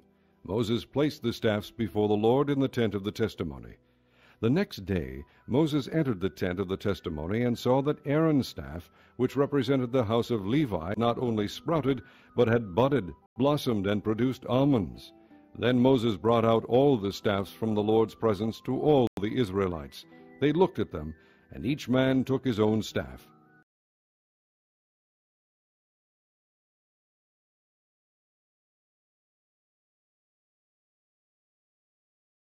The Lord said to Moses, "Put back Aaron's staff in front of the testimony, to be kept as a sign to the rebellious.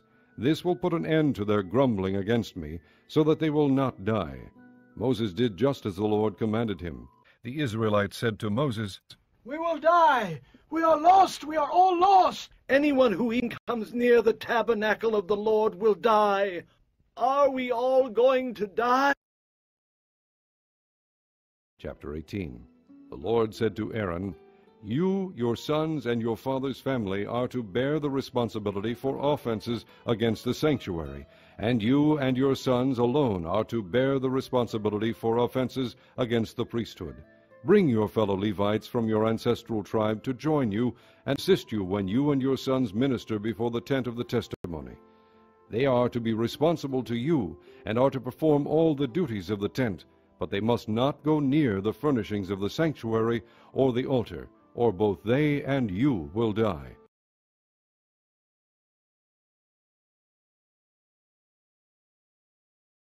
They are to join you and be responsible for the care of the tent of meeting, all the work at the tent, and no one else may come near where you are. You are to be responsible for the care of the sanctuary and the altar, so that wrath will not fall on the Israelites again.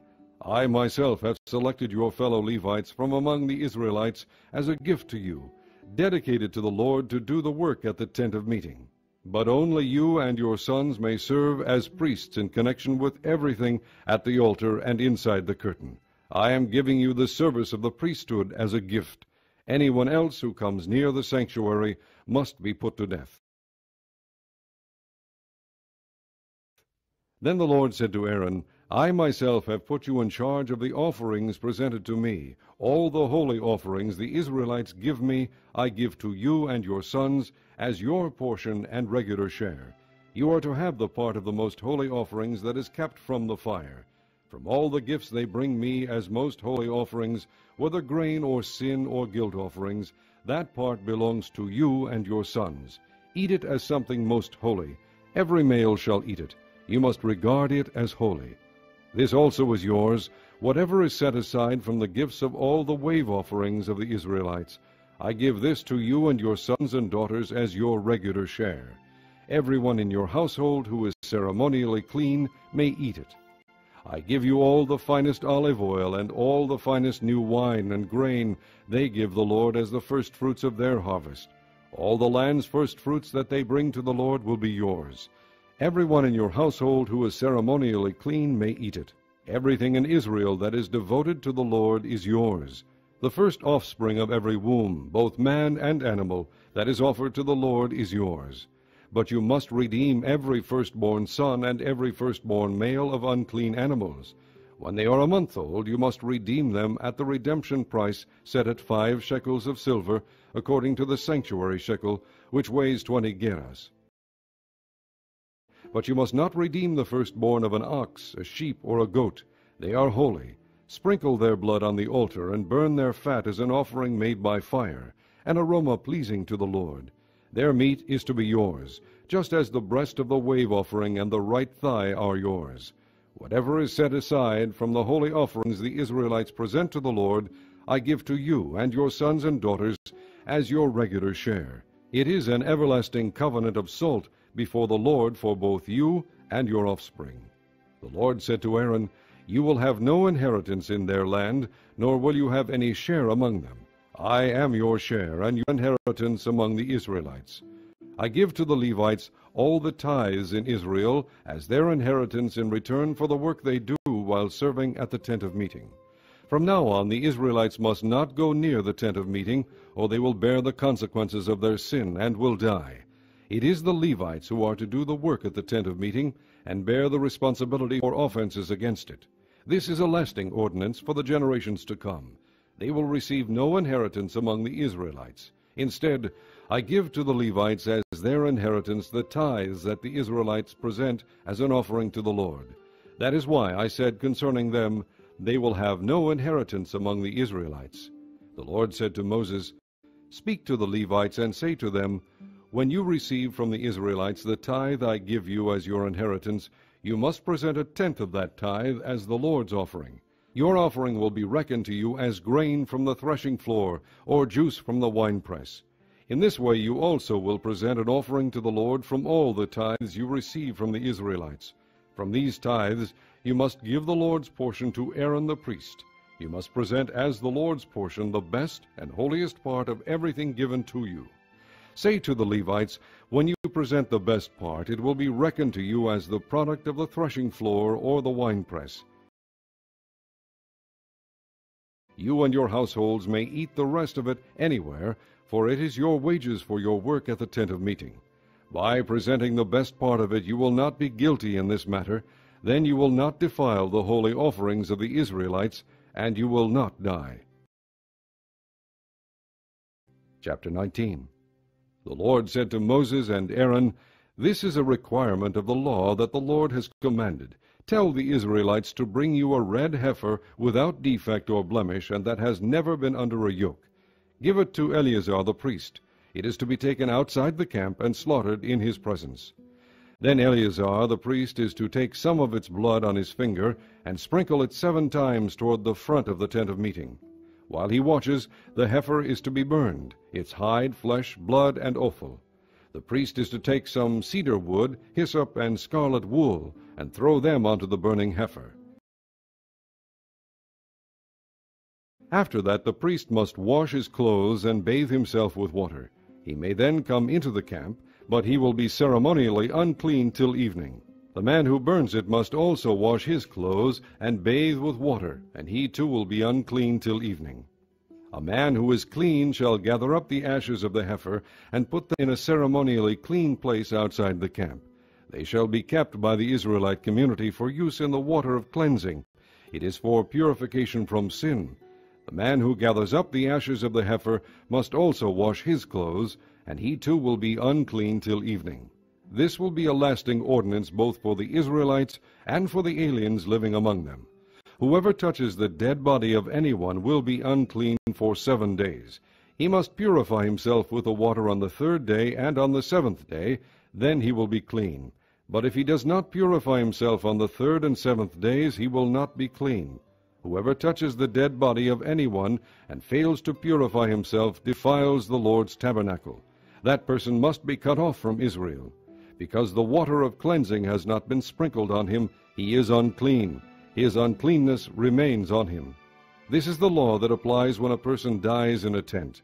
Anyone who enters the tent and anyone who is in it will be unclean for 7 days, and every open container without a lid fastened on it will be unclean. Anyone out in the open who touches someone who has been killed with a sword, or someone who has died a natural death, or anyone who touches a human bone or a grave, will be unclean for 7 days. For the unclean person, put some ashes from the burnt purification offering into a jar and pour fresh water over them. Then a man who is ceremonially clean is to take some hyssop, dip it in the water, and sprinkle the tent and all the furnishings and the people who were there. He must also sprinkle anyone who has touched a human bone, or a grave, or someone who has been killed, or someone who has died a natural death. The man who is clean is to sprinkle the unclean person on the 3rd and 7th days, and on the 7th day he is to purify him. The person being cleansed must wash his clothes and bathe with water, and that evening he will be clean. But if a person who is unclean does not purify himself, he must be cut off from the community, because he defiled the sanctuary of the Lord. The water of cleansing has not been sprinkled on him, and he is unclean. This is a lasting ordinance for them. The man who sprinkles the water of cleansing must also wash his clothes, and anyone who touches the water of cleansing will be unclean till evening. Anything that an unclean person touches becomes unclean, and anyone who touches it becomes unclean till evening. Chapter 20. In the 1st month the whole Israelite community arrived at the desert of Zin, and they stayed at Kadesh. There Miriam died and was buried. Now there was no water for the community, and the people gathered in opposition to Moses and Aaron. They quarreled with Moses and said, If only we had died when our brothers fell dead before the Lord. Why did you bring the Lord's community into this desert, that we and our livestock should die here? Why did you bring us up out of Egypt to this terrible place? It has no grain or figs, grapevines or pomegranates, and there is no water to drink.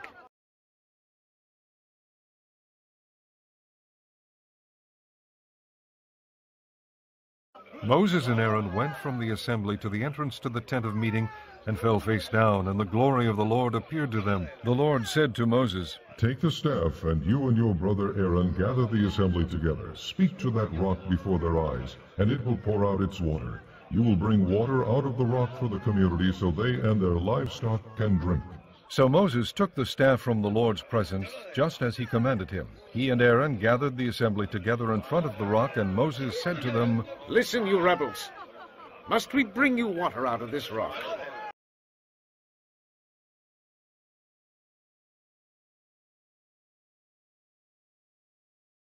Then Moses raised his arm and struck the rock twice with his staff. Water gushed out, and the community and their livestock drank. But the Lord said to Moses and Aaron, Because you did not trust in me enough to honor me as holy in the sight of the Israelites, you will not bring this community into the land I give them. These were the waters of Meribah, where the Israelites quarreled with the Lord, and where he showed himself holy among them. Moses sent messengers from Kadesh to the king of Edom, saying, This is what your brother Israel says. You know about all the hardships that have come upon us. Our forefathers went down into Egypt, and we lived there many years. The Egyptians mistreated us and our fathers. But when we cried out to the Lord, he heard our cry and sent an angel and brought us out of Egypt. Now we are here at Kadesh, a town on the edge of your territory. Please let us pass through your country. We will not go through any field or vineyard, or drink water from any well. We will travel along the king's highway, and not turn to the right or to the left until we have passed through your territory. But Edom answered, You may not pass through here. If you try, we will march out and attack you with the sword. The Israelites replied, We will go along the main road, and if we or our livestock drink any of your water, we will pay for it. We only want to pass through on foot, nothing else. Again they answered, You may not pass through. Then Edom came out against them with a large and powerful army. Since Edom refused to let them go through their territory, Israel turned away from them. The whole Israelite community set out from Kadesh and came to Mount Hor. At Mount Hor, near the border of Edom, the Lord said to Moses and Aaron, Aaron will be gathered to his people. He will not enter the land I give the Israelites, because both of you rebelled against my command at the waters of Meribah. Get Aaron and his son Eleazar and take them up Mount Hor.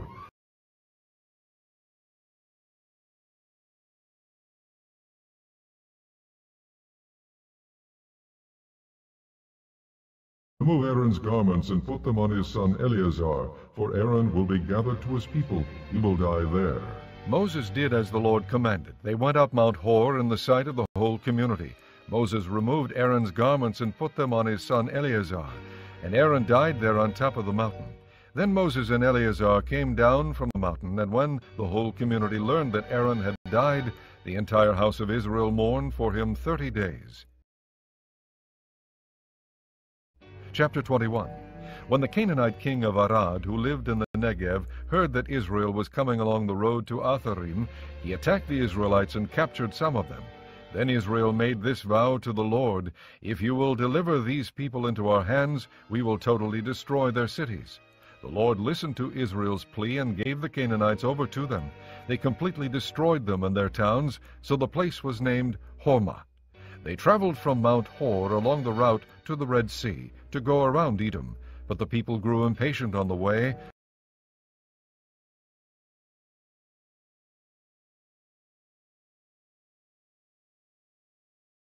They spoke against God and against Moses and said, Why have you brought us up out of Egypt to die in the desert? There is no bread. There is no water, and we detest this miserable food. Then the Lord sent venomous snakes among them. They bit the people, and many Israelites died.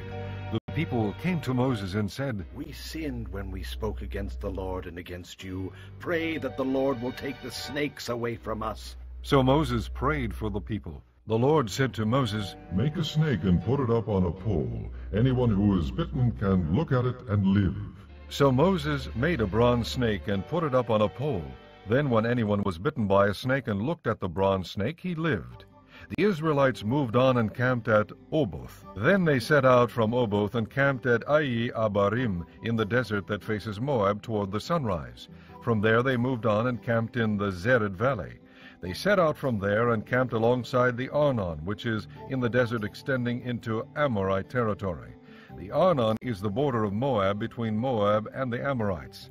That is why the book of the wars of the Lord says, Waheb in Suphah and the ravines, the Arnon and the slopes of the ravines that lead to the site of Ar and lie along the border of Moab.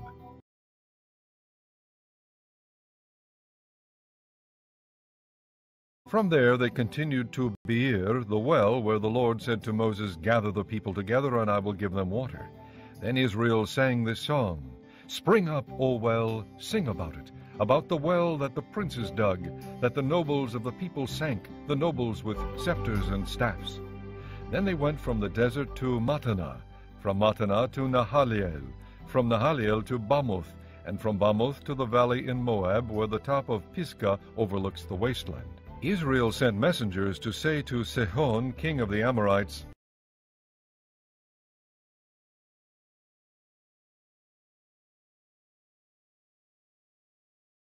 Let us pass through your country. We will not turn aside into any field or vineyard, or drink water from any well. We will travel along the king's highway until we have passed through your territory.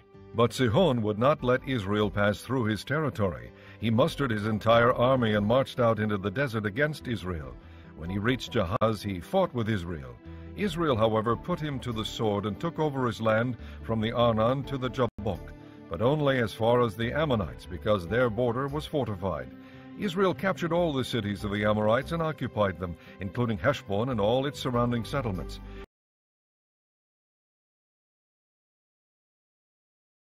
Heshbon was the city of Sihon, king of the Amorites, who had fought against the former king of Moab and had taken from him all his land as far as the Arnon.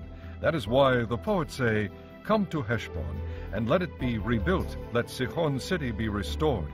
Fire went out from Heshbon Heshbon, a blaze from the city of Sihon. It consumed Ar of Moab, the citizens of Arnon's heights. Woe to you, O Moab! You are destroyed, O people of Chemosh. He has given up his sons as fugitives and his daughters as captives to Sihon, king of the Amorites. But we have overthrown them. Heshbon is destroyed all the way to Dibon. We have demolished them as far as Nophah, which extends to Medeba. So Israel settled in the land of the Amorites. After Moses had sent spies to Jazer, the Israelites captured its surrounding settlements and drove out the Amorites who were there. Then they turned and went up along the road toward Bashan, and Og, king of Bashan, and his whole army marched out to meet them in battle at Edrei. The Lord said to Moses, Do not be afraid of him, for I have handed him over to you, with his whole army and his land. Do to him what you did to Sihon, king of the Amorites, who reigned in Heshbon. So they struck him down, together with his sons and his whole army, leaving them no survivors, and they took possession of his land. Chapter 22. Then the Israelites traveled to the plains of Moab and camped along the Jordan across from Jericho. Now Balak, son of Zippor, saw all that Israel had done to the Amorites, and Moab was terrified because there were so many people. Indeed, Moab was filled with dread because of the Israelites. The Moabites said to the elders of Midian, This horde is going to lick up everything around us, as an ox licks up the grass of the field. So Balak, son of Zippor, who was king of Moab at that time, sent messengers to summon Balaam, son of Beor, who was at Pethor near the river, in his native land. Balak said, A people has come out of Egypt. They cover the face of the land and have settled next to me. Now come and put a curse on these people, because they are too powerful for me. Perhaps then I will be able to defeat them and drive them out of the country. For I know that those you bless are blessed, and those you curse are cursed. The elders of Moab and Midian left, taking with them the fee for divination. When they came to Balaam, they told him what Balak had said. Spend the night here, Balaam said to them, and I will bring you back the answer the Lord gives me. So the Moabite princes stayed with him. God came to Balaam and asked, Who are these men with you? Balaam said to God, Balak, son of Zippor, king of Moab, sent me this message. A people that has come out of Egypt covers the face of the land. Now come and put a curse on them for me. Perhaps then I will be able to fight them and drive them away. But God said to Balaam, Do not go with them. You must not put a curse on those people, because they are blessed. The next morning Balaam got up and said to Balak's princes, Go back to your own country, for the Lord has refused to let me go with you. So the Moabite princes returned to Balak and said, Balaam refused to come with us. Then Balak sent other princes, more numerous and more distinguished than the first.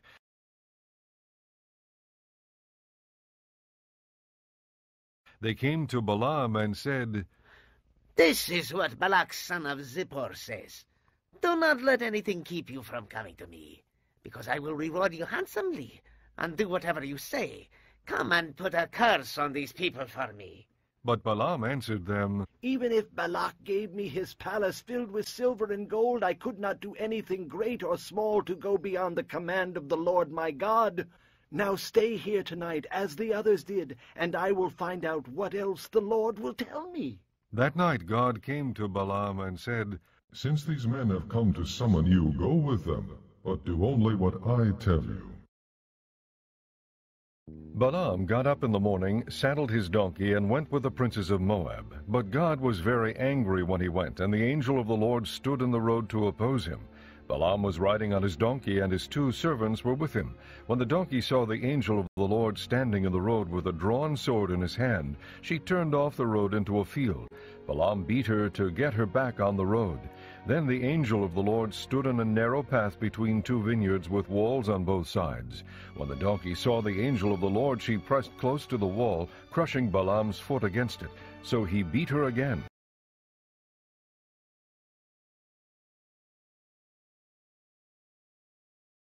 Then the angel of the Lord moved on ahead and stood in a narrow place where there was no room to turn, either to the right or to the left.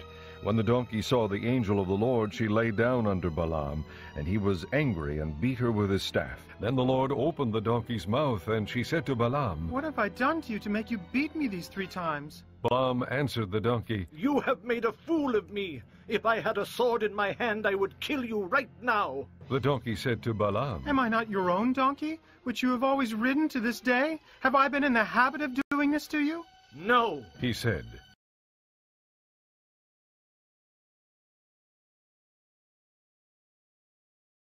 Then the Lord opened Balaam's eyes, and he saw the angel of the Lord standing in the road with his sword drawn.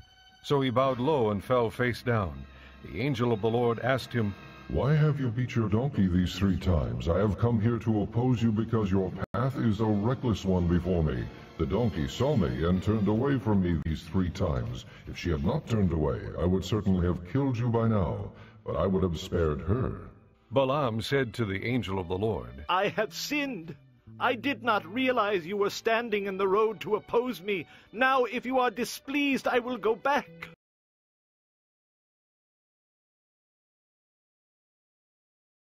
The angel of the Lord said to Balaam, Go with the men, but speak only what I tell you.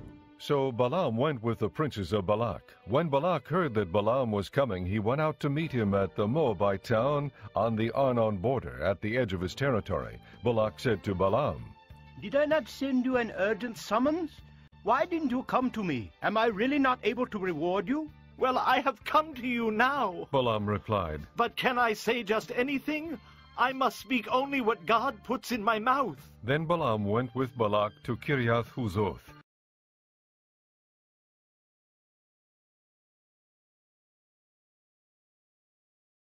Balak sacrificed cattle and sheep and gave some to Balaam and the princes who were with him. The next morning Balak took Balaam up to Bamoth Baal, and from there he saw part of the people. Chapter 23. Balaam said, "Build me 7 altars here, and prepare 7 bulls and 7 rams for me." Balak did as Balaam said, and the 2 of them offered a bull and a ram on each altar. Then Balaam said to Balak, "Stay here beside your offering while I go aside. Perhaps the Lord will come to meet with me. Whatever he reveals to me, I will tell you." Then he went off to a barren height. God met with him, and Balaam said, "I have prepared 7 altars, and on each altar I have offered a bull and a ram." The Lord put a message in Balaam's mouth and said, Go back to Balak and give him this message. So he went back to him and found him standing beside his offering with all the princes of Moab. Then Balaam uttered his oracle. "Balak brought me from Aram, the king of Moab from the eastern mountains. Come, he said, curse Jacob for me. Come, denounce Israel. How can I curse those whom God has not cursed? How can I denounce those whom the Lord has not denounced? From the rocky peaks I see them, from the heights I view them. I see a people who live apart and do not consider themselves one of the nations. Who can count the dust of Jacob or number the 4th part of Israel? Let me die the death of the righteous, and may my end be like theirs." Balak said to Balaam, "What have you done to me? I brought you to curse my enemies, but you have done nothing but bless them." He answered, "Must I not speak what the Lord puts in my mouth?" Then Balak said to him, "Come with me to another place where you can see them. You will see only a part, but not all of them. And from there, curse them for me." So he took him to the field of Zophim on the top of Pisgah, and there he built 7 altars and offered a bull and a ram on each altar. Balaam said to Balak, "Stay here beside your offering while I meet with him over there." The Lord met with Balaam and put a message in his mouth and said, Go back to Balak and give him this message. So he went to him and found him standing beside his offering with the princes of Moab. Balak asked him, "What did the Lord say?" Then he uttered his oracle. "Arise, Balak, and listen. Hear me, son of Zippor. God is not a man that he should lie, nor a son of man that he should change his mind. He speak and then not act? Does he promise and not fulfill? I have received a command to bless. He has blessed, and I cannot change it. No misfortune is seen in Jacob, no misery observed in Israel. The Lord their God is with them. The shout of the king is among them. God brought them out of Egypt. They have the strength of a wild ox. There is no sorcery against Jacob, no divination against Israel. It will now be said of Jacob and of Israel, see what God has done. The people rise like a lioness. They rouse themselves like a lion that does not rest till he devours his prey and drinks the blood of his victims. Then Balak said to Balaam, Neither curse them at all, nor bless them at all. Balaam answered, Did I not tell you I must do whatever the Lord says? Then Balak said to Balaam, Come, let me take you to another place. Perhaps it will please God to let you curse them for me from there. And Balak took Balaam to the top of Peor, overlooking the wasteland. Balaam said, Build me 7 altars here, and prepare 7 bulls and 7 rams for me. Balak did as Balaam had said, and offered a bull and a ram on each altar. Chapter 24. Now when Balaam saw that it pleased the Lord to bless Israel, he did not resort to sorcery as at other times, but turned his face toward the desert. When Balaam looked out and saw Israel encamped tribe by tribe, the Spirit of God came upon him, and he uttered his oracle. The oracle of Balaam, son of Beor, the oracle of one whose eyes sees clearly, the oracle of one who hears the words of God, who sees a vision from the Almighty, who falls prostrate and whose eyes are opened. How beautiful are your tents, O Jacob, your dwelling places, O Israel.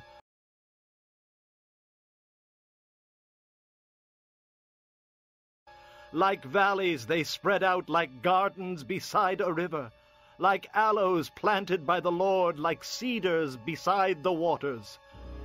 Water will flow from their buckets, their seed will have abundant water. Their king will be greater than Agag, their kingdom will be exalted.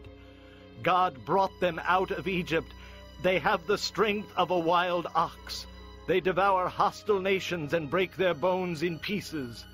With their arrows they pierce them. Like a lion they crouch and lie down, like a lioness who dares to rouse them. May those who bless you be blessed, and those who curse you be cursed. Then Balak's anger burned against Balaam. He struck his hands together and said to him, I summoned you to curse my enemies, but you have blessed them these 3 times. Now leave at once and go home. I said I would reward you handsomely, but the Lord has kept you from being rewarded. Balaam answered Balak, Did I not tell the messengers you sent me? Even if Balak gave me his palace filled with silver and gold, I could not do anything of my own accord, good or bad, to go beyond the command of the Lord. And I must say only what the Lord says? Now I am going back to my people. But come, let me warn you of what this people will do to your people in days to come.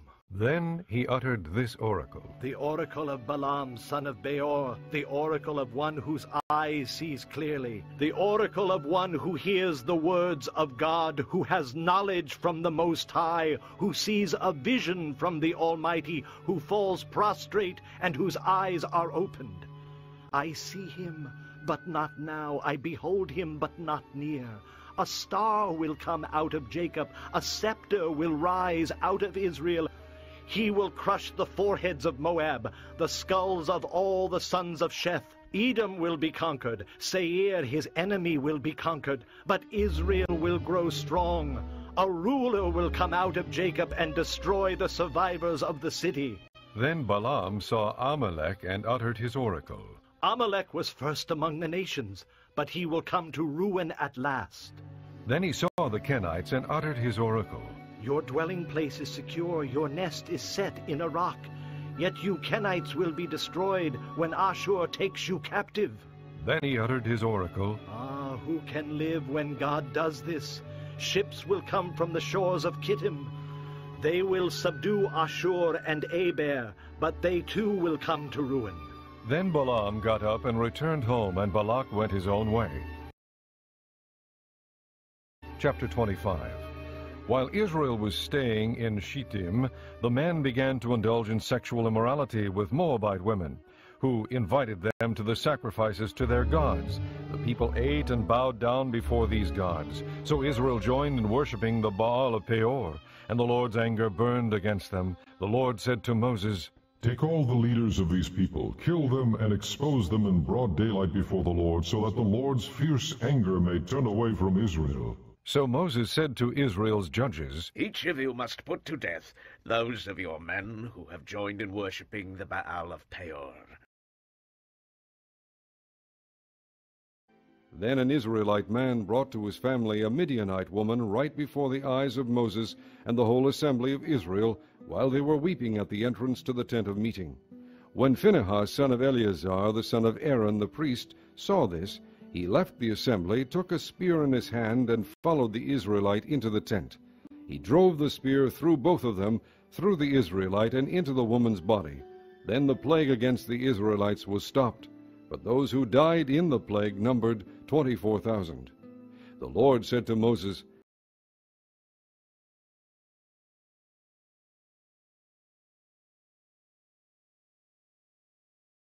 Phinehas, son of Eleazar, the son of Aaron the priest, has turned my anger away from the Israelites, for he was as zealous as I am for my honor among them, so that in my zeal I did not put an end to them. Therefore tell him I am making my covenant of peace with him. He and his descendants will have a covenant of a lasting priesthood, because he was zealous for the honor of his God, and made atonement for the Israelites. The name of the Israelite who was killed with a Midianite woman was Zimri, son of Salu, the leader of a Simeonite family. And the name of the Midianite woman who was put to death was Cosbi, daughter of Zur, a tribal chief of a Midianite family. The Lord said to Moses, Treat the Midianites as enemies, and kill them, because they treated you as enemies when they deceived you in the affair of Peor, and their sister Cosbi, the daughter of a Midianite leader, the woman who was killed when the plague came as a result of Peor. Chapter 26. After the plague, the Lord said to Moses and Eleazar, son of Aaron the priest, Take a census of the whole Israelite community by families, all those 20 years old or more who were able to serve in the army of Israel. So on the plains of Moab by the Jordan across from Jericho, Moses and Eleazar the priest spoke with them and said, Take a census of the men 20 years old or more, as the Lord commanded Moses. These were the Israelites who came out of Egypt. The descendants of Reuben, the firstborn son of Israel, were, through Hanok, the Hanokite clan, through Palu, the Paluite clan, through Hezron, the Hezronite clan, through Carmi, the Carmite clan. These were the clans of Reuben. Those numbered were 43,730. The son of Palu was Eliab, and the sons of Eliab were Nemuel, Dathan, and Abiram. The same Dathan and Abiram were the community officials who rebelled against Moses and Aaron, and were among Korah's followers when they rebelled against the Lord.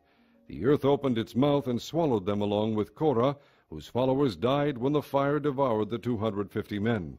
And they served as a warning sign. The line of Korah, however, did not die out.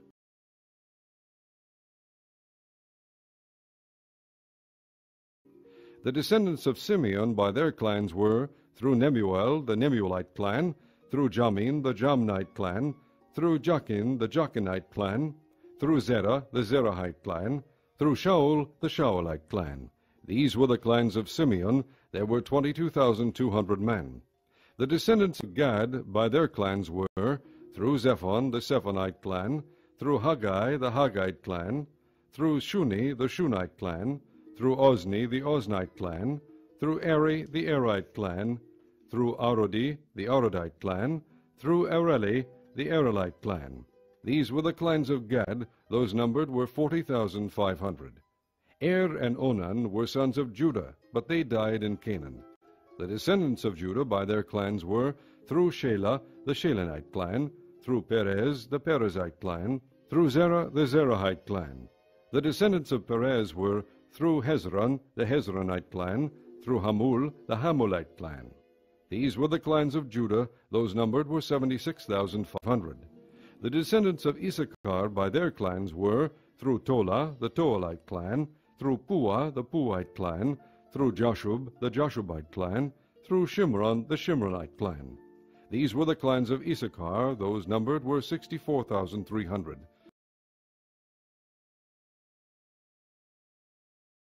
The descendants of Zebulun by their clans were, through Sered, the Seredite clan, through Elon, the Elonite clan, through Jahleel, the Jahleelite clan. These were the clans of Zebulun. Those numbered were 60,500. The descendants of Joseph by their clans through Manasseh and Ephraim were, the descendants of Manasseh through Machir, the Machirite clan. Machir was the father of Gilead. Through Gilead, the Gileadite clan. These were the descendants of Gilead. Through Iezer, the Iezerite clan. Through Halek, the Halekite clan. Through Azriel, the Azrielite clan. Through Shechem, the Shechemite clan. Through Shemida, the Shemidite clan. Through Hepher, the Hepherite clan. Zelophehad, son of Hepher, had no sons. He had only daughters, whose names were Mala, Noah, Hoglah, Milcah, and Tirzah. These were the clans of Manasseh. Those numbered were 52,700. These were the descendants of Ephraim by their clans. Through Shuthelah, the Shuthelahite clan. Through Becher, the Becherite clan. Through Tachan, the Tachanite clan. These were the descendants of Shuthelah. Through Aaron, the Aaronite clan. These were the clans of Ephraim. Those numbered were 32,500. These were the descendants of Joseph by their clans.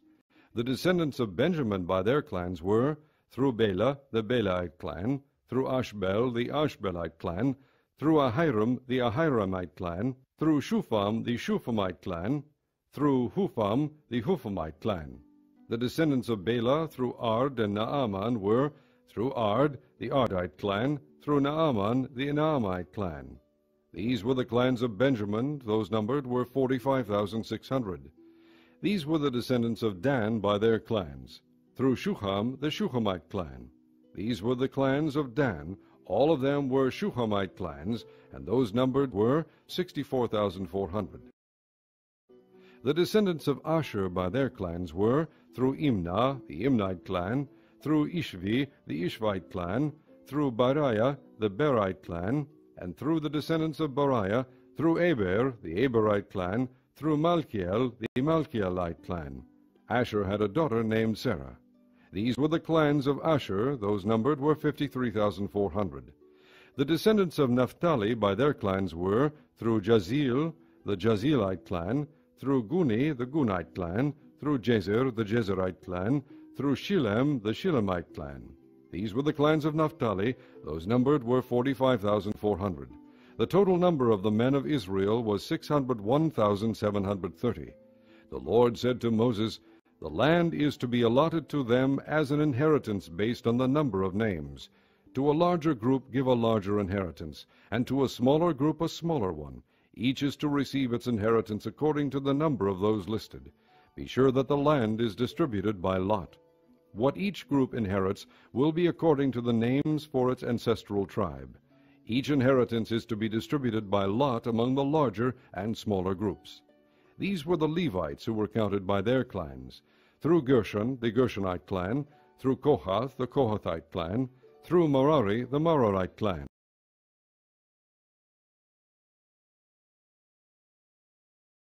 These also were Levite clans, the Libnite clan, the Hebronite clan, the Malite clan, the Mushite clan, the Korahite clan. Kohath was the forefather of Amram. The name of Amram's wife was Jochebed, a descendant of Levi who was born to the Levites in Egypt.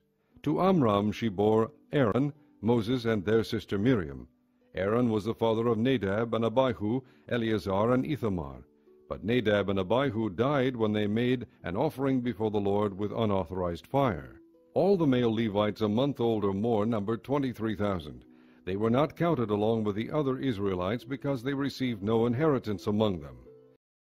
These are the ones counted by Moses and Eleazar the priest when they counted the Israelites on the plains of Moab by the Jordan across from Jericho. Not one of them was among those counted by Moses and Aaron the priest when they counted the Israelites in the desert of Sinai.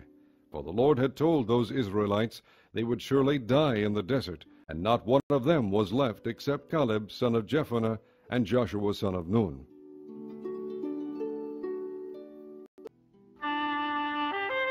Chapter 27. The daughters of Zelophehad, son of Hepher, the son of Gilead, the son of Machir, the son of Manasseh, belonged to the clans of Manasseh, son of Joseph. The names of the daughters were Mahlah, Noah, Hoglah, Milcah, and Tirzah. They approached the entrance to the tent of meeting and stood before Moses, Eleazar the priest, the leaders of the whole assembly, and said, Our father died in the desert. He was not among Korah's followers who banded together against the Lord, but he died for his own sin and left no sons. Why should our father's name disappear from his clan because he had no son? Give us property among our father's relatives. So Moses brought their case before the Lord, and the Lord said to him, What Zelophehad's daughters are saying is right. You must certainly give them property as an inheritance among their father's relatives, and turn their father's inheritance over to them. Say to the Israelites, If a man dies and leaves no son, turn his inheritance over to his daughter. If he has no daughter, give his inheritance to his brothers. If he has no brothers, give his inheritance to his father's brothers. If his father had no brothers, give his inheritance to the nearest relative in his clan, that he may possess it. This is to be a legal requirement for the Israelites, as the Lord commanded Moses. Then the Lord said to Moses, Go up this mountain in the Abarim range, and see the land I have given the Israelites. After you have seen it, you too will be gathered to your people, as your brother Aaron was. For when the community rebelled at the waters in the desert of Zin, both of you disobeyed my command to honor me as holy before their eyes. These were the waters of Meribah Kadesh in the desert of Zin. Moses said to the Lord, May the Lord, the God of the spirits of all mankind, appoint a man over this community,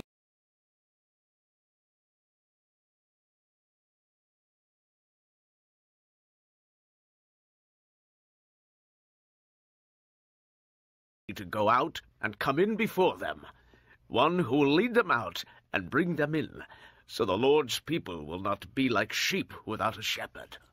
So the Lord said to Moses, Take Joshua son of Nun, a man in whom is the Spirit, and lay your hand on him. Have him stand before Eleazar the priest and the entire assembly, and commission him in their presence. Give him some of your authority, so the whole Israelite community will obey him. He is to stand before Eleazar the priest, who will obtain decisions for him by inquiring of the Urim before the Lord. At his command, he and the entire community of the Israelites will go out, and at his command they will come in. Moses did as the Lord commanded him. He took Joshua and had him stand before Eleazar the priest and the whole assembly. Then he laid his hands on him and commissioned him as the Lord instructed through Moses. Chapter 28. The Lord said to Moses, Give this command to the Israelites, and say to them, See that you present to me at the appointed time the food for my offerings made by fire as an aroma pleasing to me. Say to them, This is the offering made by fire that you are to present to the Lord. 2 lambs a year old without defect, as a regular burnt offering each day. Prepare 1 lamb in the morning and the other at twilight, together with a grain offering of 1/10 of an ephah of fine flour, mixed with 1/4 of a hin of oil from pressed olives. This is the regular burnt offering instituted at Mount Sinai as a pleasing aroma, an offering made to the Lord by fire. The accompanying drink offering is to be 1/4 of a hin of fermented drink with each lamb. Pour out the drink offering to the Lord at the sanctuary. Prepare the 2nd lamb at twilight, along with the same kind of grain offering and drink offering that you prepare in the morning. This is an offering made by fire, an aroma pleasing to the Lord. On the Sabbath day make an offering of 2 lambs a year old without defect, together with its drink offering and a grain offering of 2/10 of an ephah of fine flour mixed with oil. This is the burnt offering for every Sabbath, in addition to the regular burnt offering and its drink offering.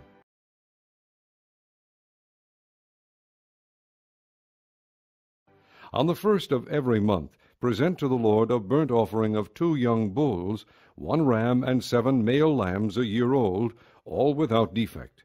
With each bull there is to be a grain offering of 3/10 of an ephah of fine flour mixed with oil. With the ram, a grain offering of 2/10 of an ephah of fine flour mixed with oil, and with each lamb a grain offering of 1/10 of an ephah of fine flour mixed with oil.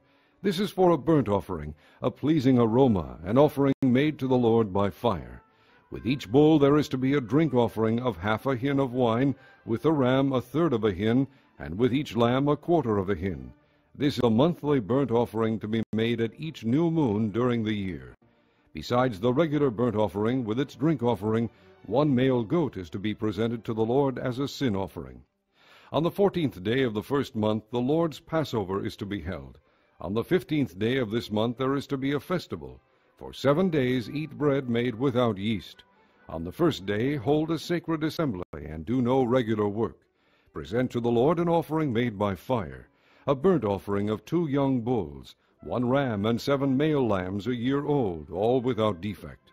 With each bull prepare a grain offering of 3/10 of an ephah of fine flour mixed with oil. With the ram 2/10, and with each of the 7 lambs 1/10. Include 1 male goat as a sin offering to make atonement for you. Prepare these in addition to the regular morning burnt offering. In this way prepare the food for the offering made by fire every day for 7 days as an aroma pleasing to the Lord. It is to be prepared in addition to the regular burnt offering and its drink offering. On the 7th day hold a sacred assembly and do no regular work. On the day of first fruits, when you present to the Lord an offering of new grain during the Feast of Weeks, hold a sacred assembly and do no regular work. Present a burnt offering of 2 young bulls, 1 ram and 7 male lambs a year old, as an aroma pleasing to the Lord. With each bull there is to be a grain offering of 3/10 of an ephah of fine flour mixed with oil. With the ram 2/10, and with each of the 7 lambs 1/10. Include 1 male goat to make atonement for you. Prepare these together with their drink offerings, in addition to the regular burnt offering and its grain offering. Be sure the animals are without defect. Chapter 29. On the first day of the 7th month, hold a sacred assembly and do no regular work. It is a day for you to sound the trumpets. As an aroma pleasing to the Lord, prepare a burnt offering of 1 young bull, 1 ram, and 7 male lambs a year old, all without defect. With the bull prepare a grain offering of 3/10 of an ephah of fine flour mixed with oil. With the ram 2/10, and with each of the 7 lambs 1/10. Include 1 male goat as a sin offering to make atonement for you.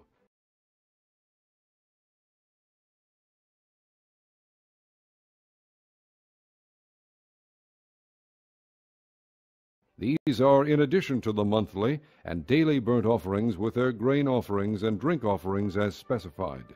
They are offerings made to the Lord by fire, a pleasing aroma. On the 10th day of this 7th month, hold a sacred assembly. You must deny yourselves and do no work. Present as an aroma pleasing to the Lord a burnt offering of 1 young bull, 1 ram, and 7 male lambs a year old, all without defect. With the bull prepare a grain offering of 3/10 of an ephah of fine flour mixed with oil.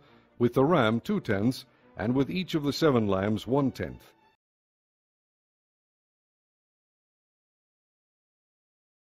Include 1 male goat as a sin offering. In addition to the sin offering for atonement and the regular burnt offering with its grain offering and their drink offerings. On the 15th day of the 7th month, hold a sacred assembly and do no regular work. Celebrate a festival to the Lord for 7 days. Present an offering made by fire as an aroma pleasing to the Lord, a burnt offering of 13 young bulls, 2 rams, and 14 male lambs a year old, all without defect. With each of the 13 bulls prepare a grain offering of 3/10 of an ephah of fine flour mixed with oil. With each of the 2 rams 2/10, and with each of the 14 lambs 1/10. Include 1 male goat as a sin offering, in addition to the regular burnt offering with its grain offering and drink offering. On the 2nd day prepare 12 young bulls, 2 rams, and 14 male lambs a year old, all without defect. With the bulls, rams, and lambs prepare their grain offerings and drink offerings according to the number specified. Include 1 male goat as a sin offering, in addition to the regular burnt offering with its grain offering and their drink offerings. On the 3rd day, prepare 11 bulls, 2 rams, and 14 male lambs a year old, all without defect. With the bulls, rams, and lambs, prepare their grain offerings and drink offerings according to the number specified. Include 1 male goat as a sin offering, in addition to the regular burnt offering with its grain offering and drink offering. On the 4th day prepare 10 bulls, 2 rams, and 14 male lambs a year old, all without defect. With the bulls, rams, and lambs, prepare their grain offerings and drink offerings according to the number specified. Include 1 male goat as a sin offering, in addition to the regular burnt offering with its grain offering and drink offering. On the 5th day, prepare 9 bulls, 2 rams, and 14 male lambs a year old, all without defect. With the bulls, rams, and lambs, prepare their grain offerings and drink offerings according to the number specified. Include 1 male goat as a sin offering, in addition to the regular burnt offering with its grain offering and drink offering. On the 6th day, prepare 8 bulls, 2 rams, and 14 male lambs a year old, all without defect. With the bulls, rams, and lambs, prepare their grain offerings and drink offerings according to the number specified. Include 1 male goat as a sin offering, in addition to the regular burnt offering with its grain offering and drink offering. On the 7th day, prepare 7 bulls, 2 rams, and 14 male lambs a year old, all without defect. With the bulls, rams, and lambs, prepare their grain offerings and drink offerings according to the number specified. Include 1 male goat as a sin offering, in addition to the regular burnt offering with its grain offering and drink offering. On the 8th day, hold an assembly and do no regular work. Present an offering made by fire as an aroma pleasing to the Lord, a burnt offering of 1 bull, 1 ram, and 7 male lambs a year old, all without defect. With the bull, the ram, and the lambs, prepare their grain offerings and drink offerings according to the number specified. Include 1 male goat as a sin offering, in addition to the regular burnt offering with its grain offering and drink offering. In addition to what you vow and your free will offerings, prepare these for the Lord at your appointed feasts, your burnt offerings, grain offerings, drink offerings, and fellowship offerings. Moses told the Israelites all that the Lord commanded him. Chapter 30. Moses said to the heads of the tribes of Israel, This is what the Lord commands. When a man makes a vow to the Lord or takes an oath to obligate himself by a pledge, he must not break his word, but must do everything he said. When a young woman still living in her father's house makes a vow to the Lord or obligates herself by a pledge, and her father hears about her vow or pledge but says nothing to her, then all her vows and every pledge by which she obligated herself will stand.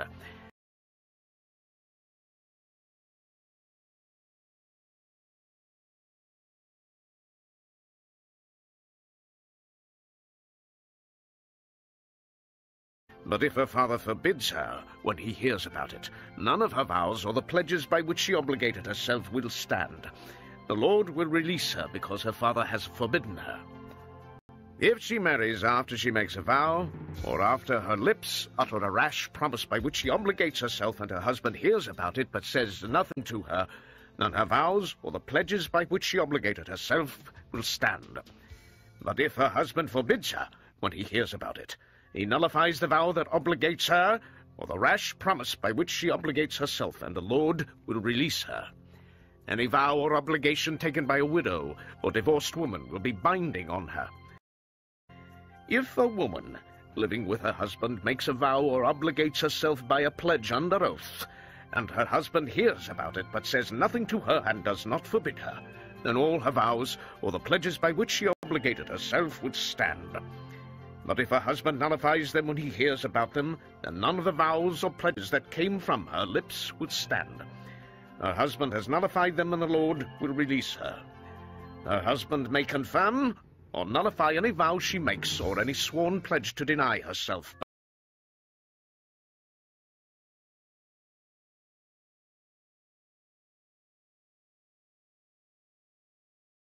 If her husband says nothing to her about it from day to day, then he confirms all her vows or the pledges binding on her.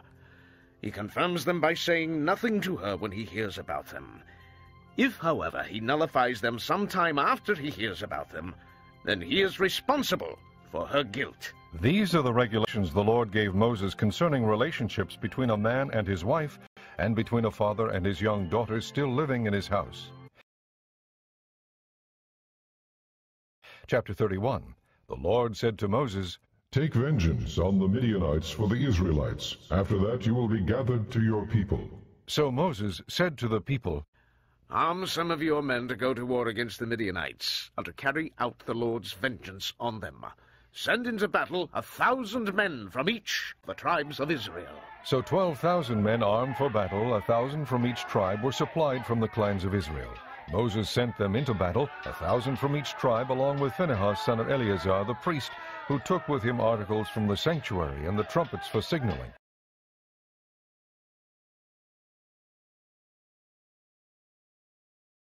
They fought against Midian, as the Lord commanded Moses, and killed every man. Among their victims were Evi, Rechem, Zur, Hur, and Reba, the 5 kings of Midian. They also killed Balaam, son of Beor, with the sword. The Israelites captured the Midianite women and children and took all the Midianite herds, flocks, and goods as plunder. They burned all the towns where the Midianites had settled, as well as all their camps. They took all the plunder and spoils, including the people and animals, and brought the captives, spoils, and plunder to Moses and Eleazar the priest and the Israelite assembly at their camp on the plains of Moab by the Jordan across from Jericho.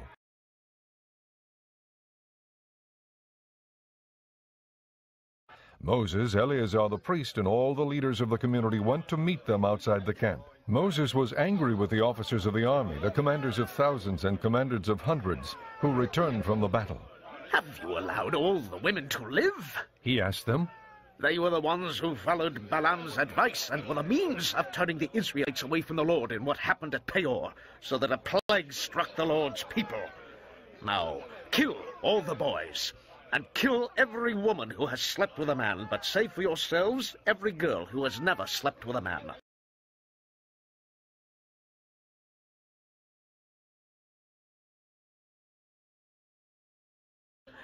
All of you who have killed anyone or touched anyone who has killed must stay outside the camp 7 days.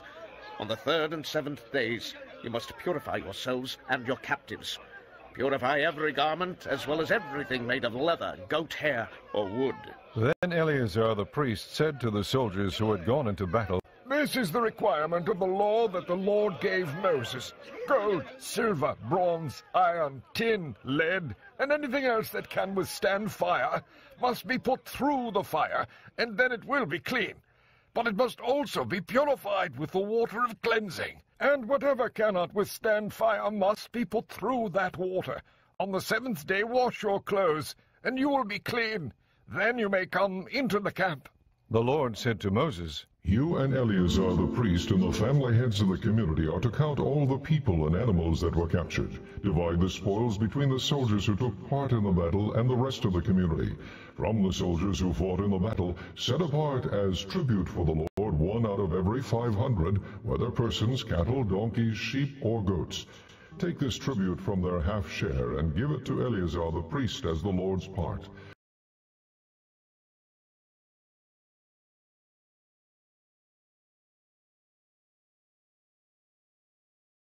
From the Israelites' half, select 1 out of every 50, whether persons, cattle, donkeys, sheep, goats, or other animals. Give them to the Levites, who are responsible for the care of the Lord's tabernacle. So Moses and Eleazar the priest did as the Lord commanded Moses. The plunder remaining from the spoils that the soldiers took was 675,000 sheep, 72,000 cattle, 61,000 donkeys, and 32,000 women who had never slept with a man. The half share of those who fought in the battle was 337,500 sheep, of which the tribute for the Lord was 675.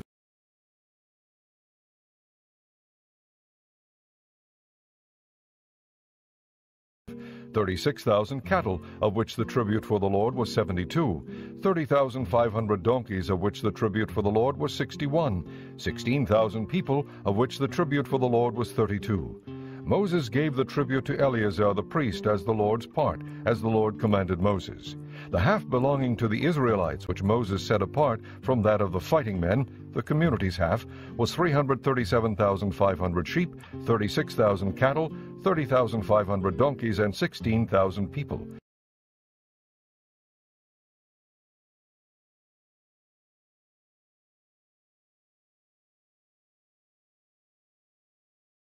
From the Israelites' half, Moses selected one out of every 50 persons and animals, as the Lord commanded him, and gave them to the Levites, who were responsible for the care of the Lord's tabernacle.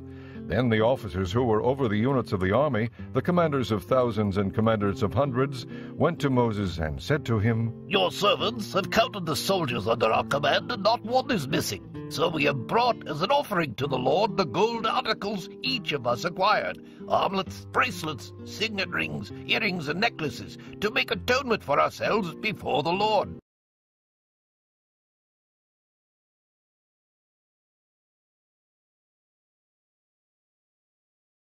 Moses and Eleazar the priest accepted from them the gold, all the crafted articles, all the gold from the commanders of thousands and commanders of hundreds that Moses and Eleazar presented as a gift to the Lord weighed 16,750 shekels. Each soldier had taken plunder for himself. Moses and Eleazar the priest accepted the gold from the commanders of thousands and commanders of hundreds and brought it into the tent of meeting as a memorial for the Israelites before the Lord. Chapter 32. The Reubenites and Gadites, who had very large herds and flocks, saw that the lands of Jazer and Gilead were suitable for livestock. So they came to Moses and Eleazar the priest, and to the leaders of the community, and said, Ataroth, Dibon, Jazer, Nimrah, Heshbon, Elealeh, Sebam, Nebo, and Beon, the land the Lord subdued before the people of Israel, are suitable for livestock, and your servants have livestock. If we have found favor in your eyes, they said, let this land be given to your servants as our possession. Do not make us cross the Jordan. Moses said to the Gadites and Reubenites, Shall your countrymen go to war while you sit here? Why do you discourage the Israelites from going over into the land the Lord has given them? This is what your fathers did when I sent them from Kadesh Barnea to look over the land. After they went up to the valley of Eshcol and viewed the land, they discouraged the Israelites from entering the land the Lord had given them. The Lord's anger was aroused that day, and he swore this oath.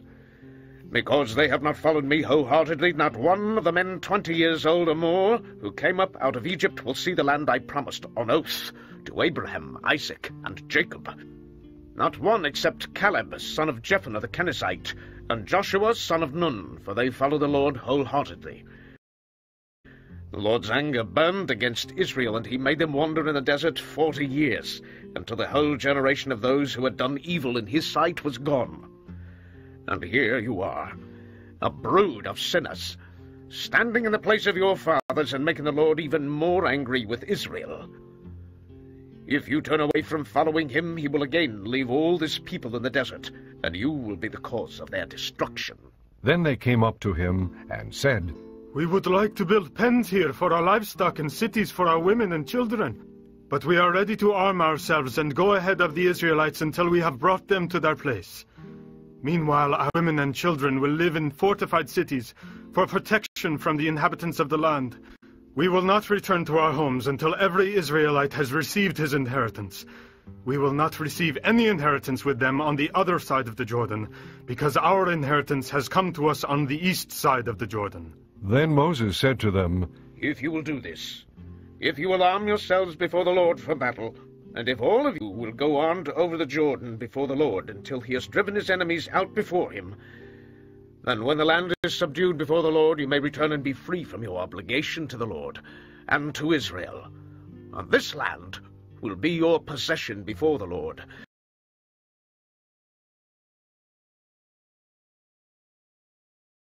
But if you fail to do this, you will be sinning against the Lord, and you may be sure that your sin will find you out. Build cities for your women and children, and pens for your flocks, but do what you have promised. The Gadites and Reubenites said to Moses, We, your servants, will do as our Lord commands. Our children and wives, our flocks and herds will remain here in the cities of Gilead. But your servants, every man armed for battle, will cross over to fight before the Lord, just as our Lord says. Then Moses gave orders about them to Eleazar the priest and Joshua son of Nun, and to the family heads of the Israelite tribes. He said to them, Let the Gadites and Reubenites, every man armed for battle, cross over the Jordan with you before the Lord, and when the land is subdued before you, Give them the land of Gilead as their possession. But if they do not cross over with you armed, they must accept their possession with you in Canaan. The Gadites and Reubenites answered, Your servants will do what the Lord has said. We will cross over before the Lord into Canaan armed, but the property we inherit will be on this side of the Jordan.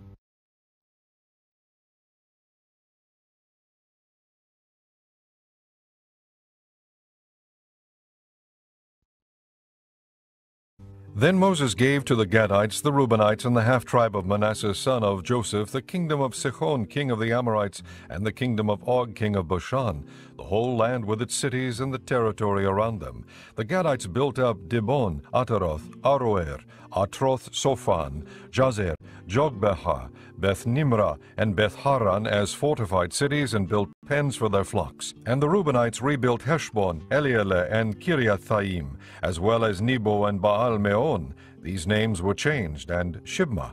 They gave names to the cities they rebuilt.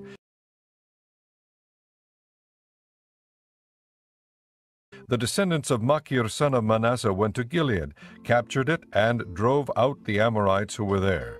So Moses gave Gilead to the Machirites, the descendants of Manasseh, and they settled there. Jair, a descendant of Manasseh, captured their settlements and called them Havoth Jair. And Nobah captured Kenath and its surrounding settlements and called it Nobah after himself. Chapter 33. Here are the stages in the journey of the Israelites when they came out of Egypt by divisions under the leadership of Moses and Aaron. At the Lord's command, Moses recorded the stages in their journey. This is their journey by stages. The Israelites set out from Ramses on the 15th day of the first month, the day after the Passover. They marched out boldly in full view of all the Egyptians, who were burying all their firstborn, whom the Lord had struck down among them, for the Lord had brought judgment on their gods. The Israelites left Ramses and camped at Succoth. They left Succoth and camped at Etham on the edge of the desert.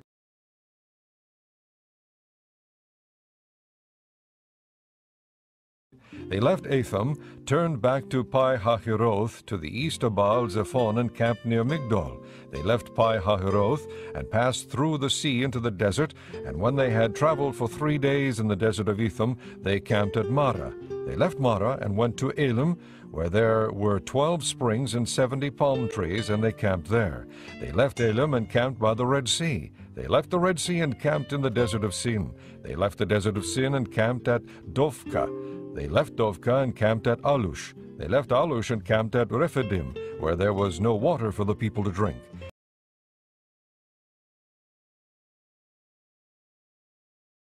They left Rephidim and camped in the desert of Sinai. They left the desert of Sinai and camped at Kibroth Hattaavah. They left Kibroth Hattaavah and camped at Hazeroth. They left Hazeroth and camped at Ritmah. They left Ritmah and camped at Rimmon Perez. They left Rimmon Perez and camped at Libnah. They left Libnah and camped at Risa. They left Risa and camped at Kahelalthath. They left Kahelalthath and camped at Mount Sephir. They left Mount Sephir and camped at Harada. They left Harada and camped at Makeloth. They left Makeloth and camped at Tahath. They left Tahath and camped at Terah. They left Terah and camped at Mithkah. They left Mithkah and camped at Hashmonah.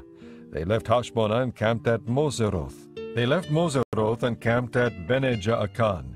They left Bene-Jaakan and camped at Hor Haggidgad. They left Hor Haggidgad and camped at Jotbathah. They left Jotbathah and camped at Abronah.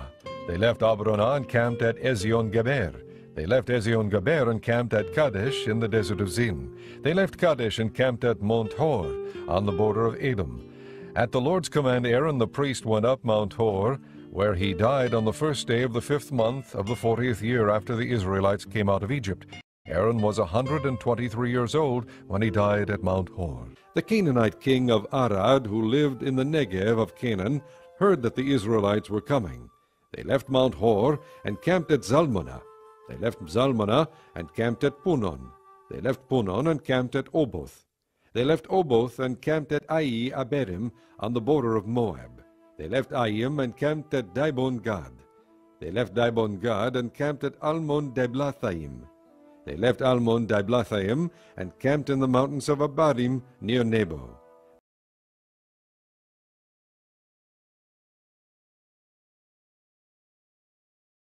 They left the mountains of Abarim and camped on the plains of Moab by the Jordan across from Jericho. There on the plains of Moab they camped along the Jordan from Beth Jeshimoth to Abel Shittim. On the plains of Moab by the Jordan across from Jericho, the Lord said to Moses, "Speak to the Israelites and say to them, When you cross the Jordan into Canaan, drive out all the inhabitants of the land before you. Destroy all their carved images and their cast idols, and demolish all their high places. Take possession of the land and settle it, for I have given you the land to possess."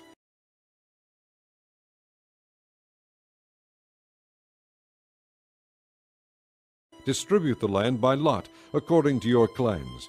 To a larger group give a larger inheritance, and to a smaller group a smaller one. Whatever falls to them by lot will be theirs. Distribute it according to your ancestral tribes. But if you do not drive out the inhabitants of the land, those you allow to remain will become barbs in your eyes and thorns in your sides. They will give you trouble in the land where you will live. And then I will do to you what I plan to do to them. Chapter 34.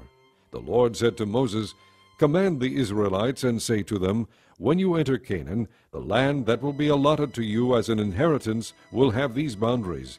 Your southern side will include some of the desert of Zin along the border of Edom.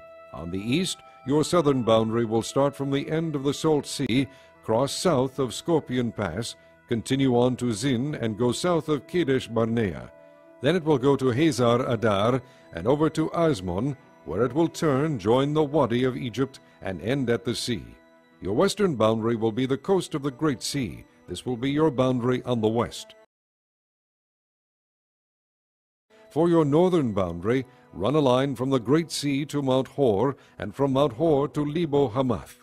Then the boundary will go to Zidad, continue to Ziphren, and end at Hazar Enan. This will be your boundary on the north. For your eastern boundary, run a line from Hazar Enan to Shepham. The boundary will go down from Shepham to Riblah on the east side of Ain, and continue along the slopes east of the Sea of Kinnereth. Then the boundary will go down along the Jordan and end at the Salt Sea. This will be your land, with its boundaries on every side.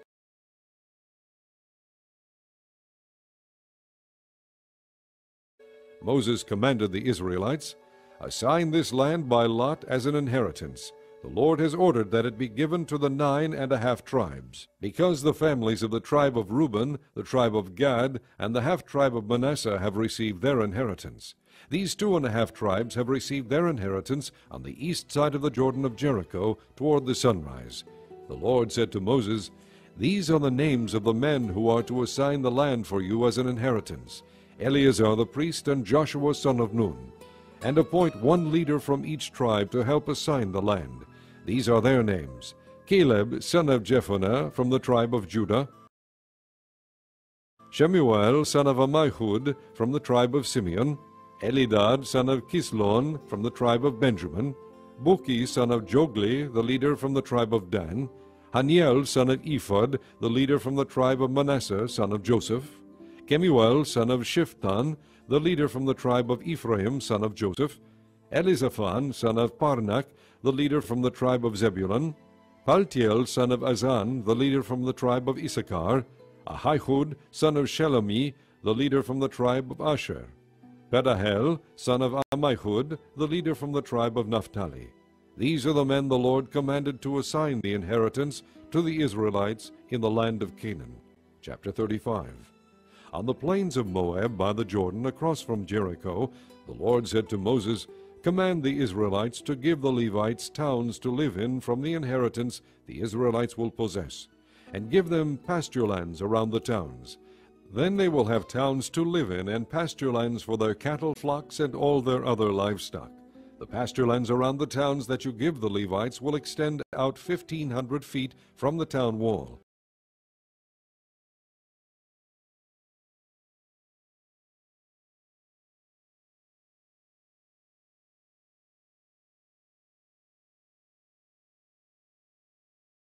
Outside the town, measure 3,000 feet on the east side, 3,000 on the south side, 3,000 on the west, and 3,000 on the north, with the town in the center. They will have this area as pasture land for the towns. 6 of the towns you give the Levites will be cities of refuge, to which a person who has killed someone may flee. In addition, give them 42 other towns. In all, you must give the Levites 48 towns, together with their pasture lands. The towns you give the Levites from the land the Israelites possess are to be given in proportion to the inheritance of each tribe. Take many towns from a tribe that has many, but few from one that has few. Then the Lord said to Moses, "Speak to the Israelites and say to them, when you cross the Jordan into Canaan, select some towns to be your cities of refuge, to which a person who has killed someone accidentally may flee. They will be places of refuge from the avenger, so that a person accused of murder may not die before he stands trial before the assembly. These 6 towns you give will be your cities of refuge.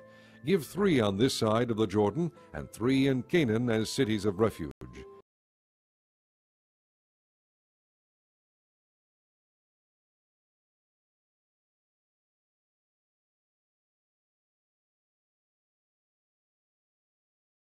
These 6 towns will be a place of refuge for Israelites, aliens, and any other people living among them, so that anyone who has killed another accidentally can flee there. If a man strikes someone with an iron object so that he dies, he is a murderer. The murderer shall be put to death. Or if anyone has a stone in his hand that could kill, and he strikes someone so that he dies, he is a murderer. The murderer shall be put to death. Or if anyone has a wooden object in his hand that could kill, and he hits someone so that he dies, he is a murderer. The murderer shall be put to death. The avenger of blood shall put the murderer to death. When he meets him, he shall put him to death. If anyone with malice aforethought shoves another or throws something at him intentionally so that he dies, or if in hostility he hits him with his fist so that he dies, that person shall be put to death. He is a murderer. The avenger of blood shall put the murderer to death when he meets him. But if without hostility some suddenly shoves another or throws something at him unintentionally, or without seeing him drops a stone on him that could kill him, and he dies, then since he was not his enemy and he did not intend to harm him, the assembly must judge between him and the avenger of blood according to these regulations. The assembly must protect the one accused of murder from the avenger of blood, and send him back to the city of refuge to which he fled. He must stay there until the death of the high priest, who was anointed with the holy oil. But if the accused ever goes outside the limits of the city of refuge to which he has fled, and the avenger of blood finds him outside the city, the avenger of blood may kill the accused without being guilty of murder. The accused must stay in his city of refuge until the death of the high priest. Only after the death of the high priest may he return to his own property. These are to be legal requirements for you throughout the generations to come, wherever you live. Anyone who kills a person is to be put to death as a murderer only on the testimony of witnesses, but no one is to be put to death on the testimony of only one witness. Do not accept a ransom for the life of a murderer who deserves to die. He must surely be put to death. Do not accept a ransom for anyone who has fled to a city of refuge, and so allow him to go back and live on his own land before the death of the high priest. Do not pollute the land where you are. Bloodshed pollutes the land, and atonement cannot be made for the land on which blood has been shed, except by the blood of the one who shed it. Do not defile the land where you live and where I dwell, for I, the Lord, dwell among the Israelites. Chapter 36. The family heads of the clan of Gilead, son of Machir, the son of Manasseh, who were from the clans of the descendants of Joseph, came and spoke before Moses and the leaders, the heads of the Israelite families. They said, "When the Lord commanded my Lord to give the land as an inheritance to the Israelites by lot, he ordered you to give the inheritance of our brother Zelophehad to his daughters. Now, suppose they marry men from other Israelite tribes, then their inheritance will be taken from our ancestral inheritance, and added to that of the tribe they marry into. And so part of the inheritance allotted to us will be taken away." When the year of Jubilee for the Israelites comes, their inheritance will be added to that of the tribe into which they marry, and their property will be taken from the tribal inheritance of our forefathers. Then at the Lord's command, Moses gave this order to the Israelites. What the tribe of the descendants of Joseph is saying is right. This is what the Lord commands for Zelophehad's daughters. They may marry anyone they please as long as they marry within the tribal clan of their father. No inheritance in Israel is to pass from tribe to tribe, for every Israelite shall keep the tribal land inherited from his forefathers.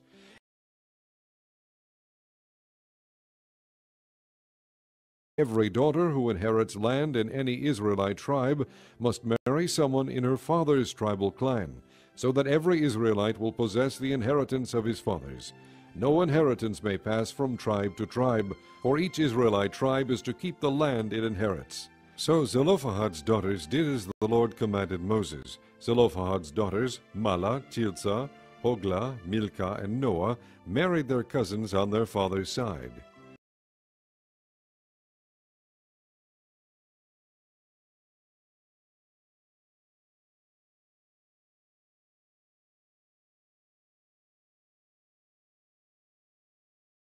They married within the clans of the descendants of Manasseh, son of Joseph, and their inheritance remained in their father's clan and tribe.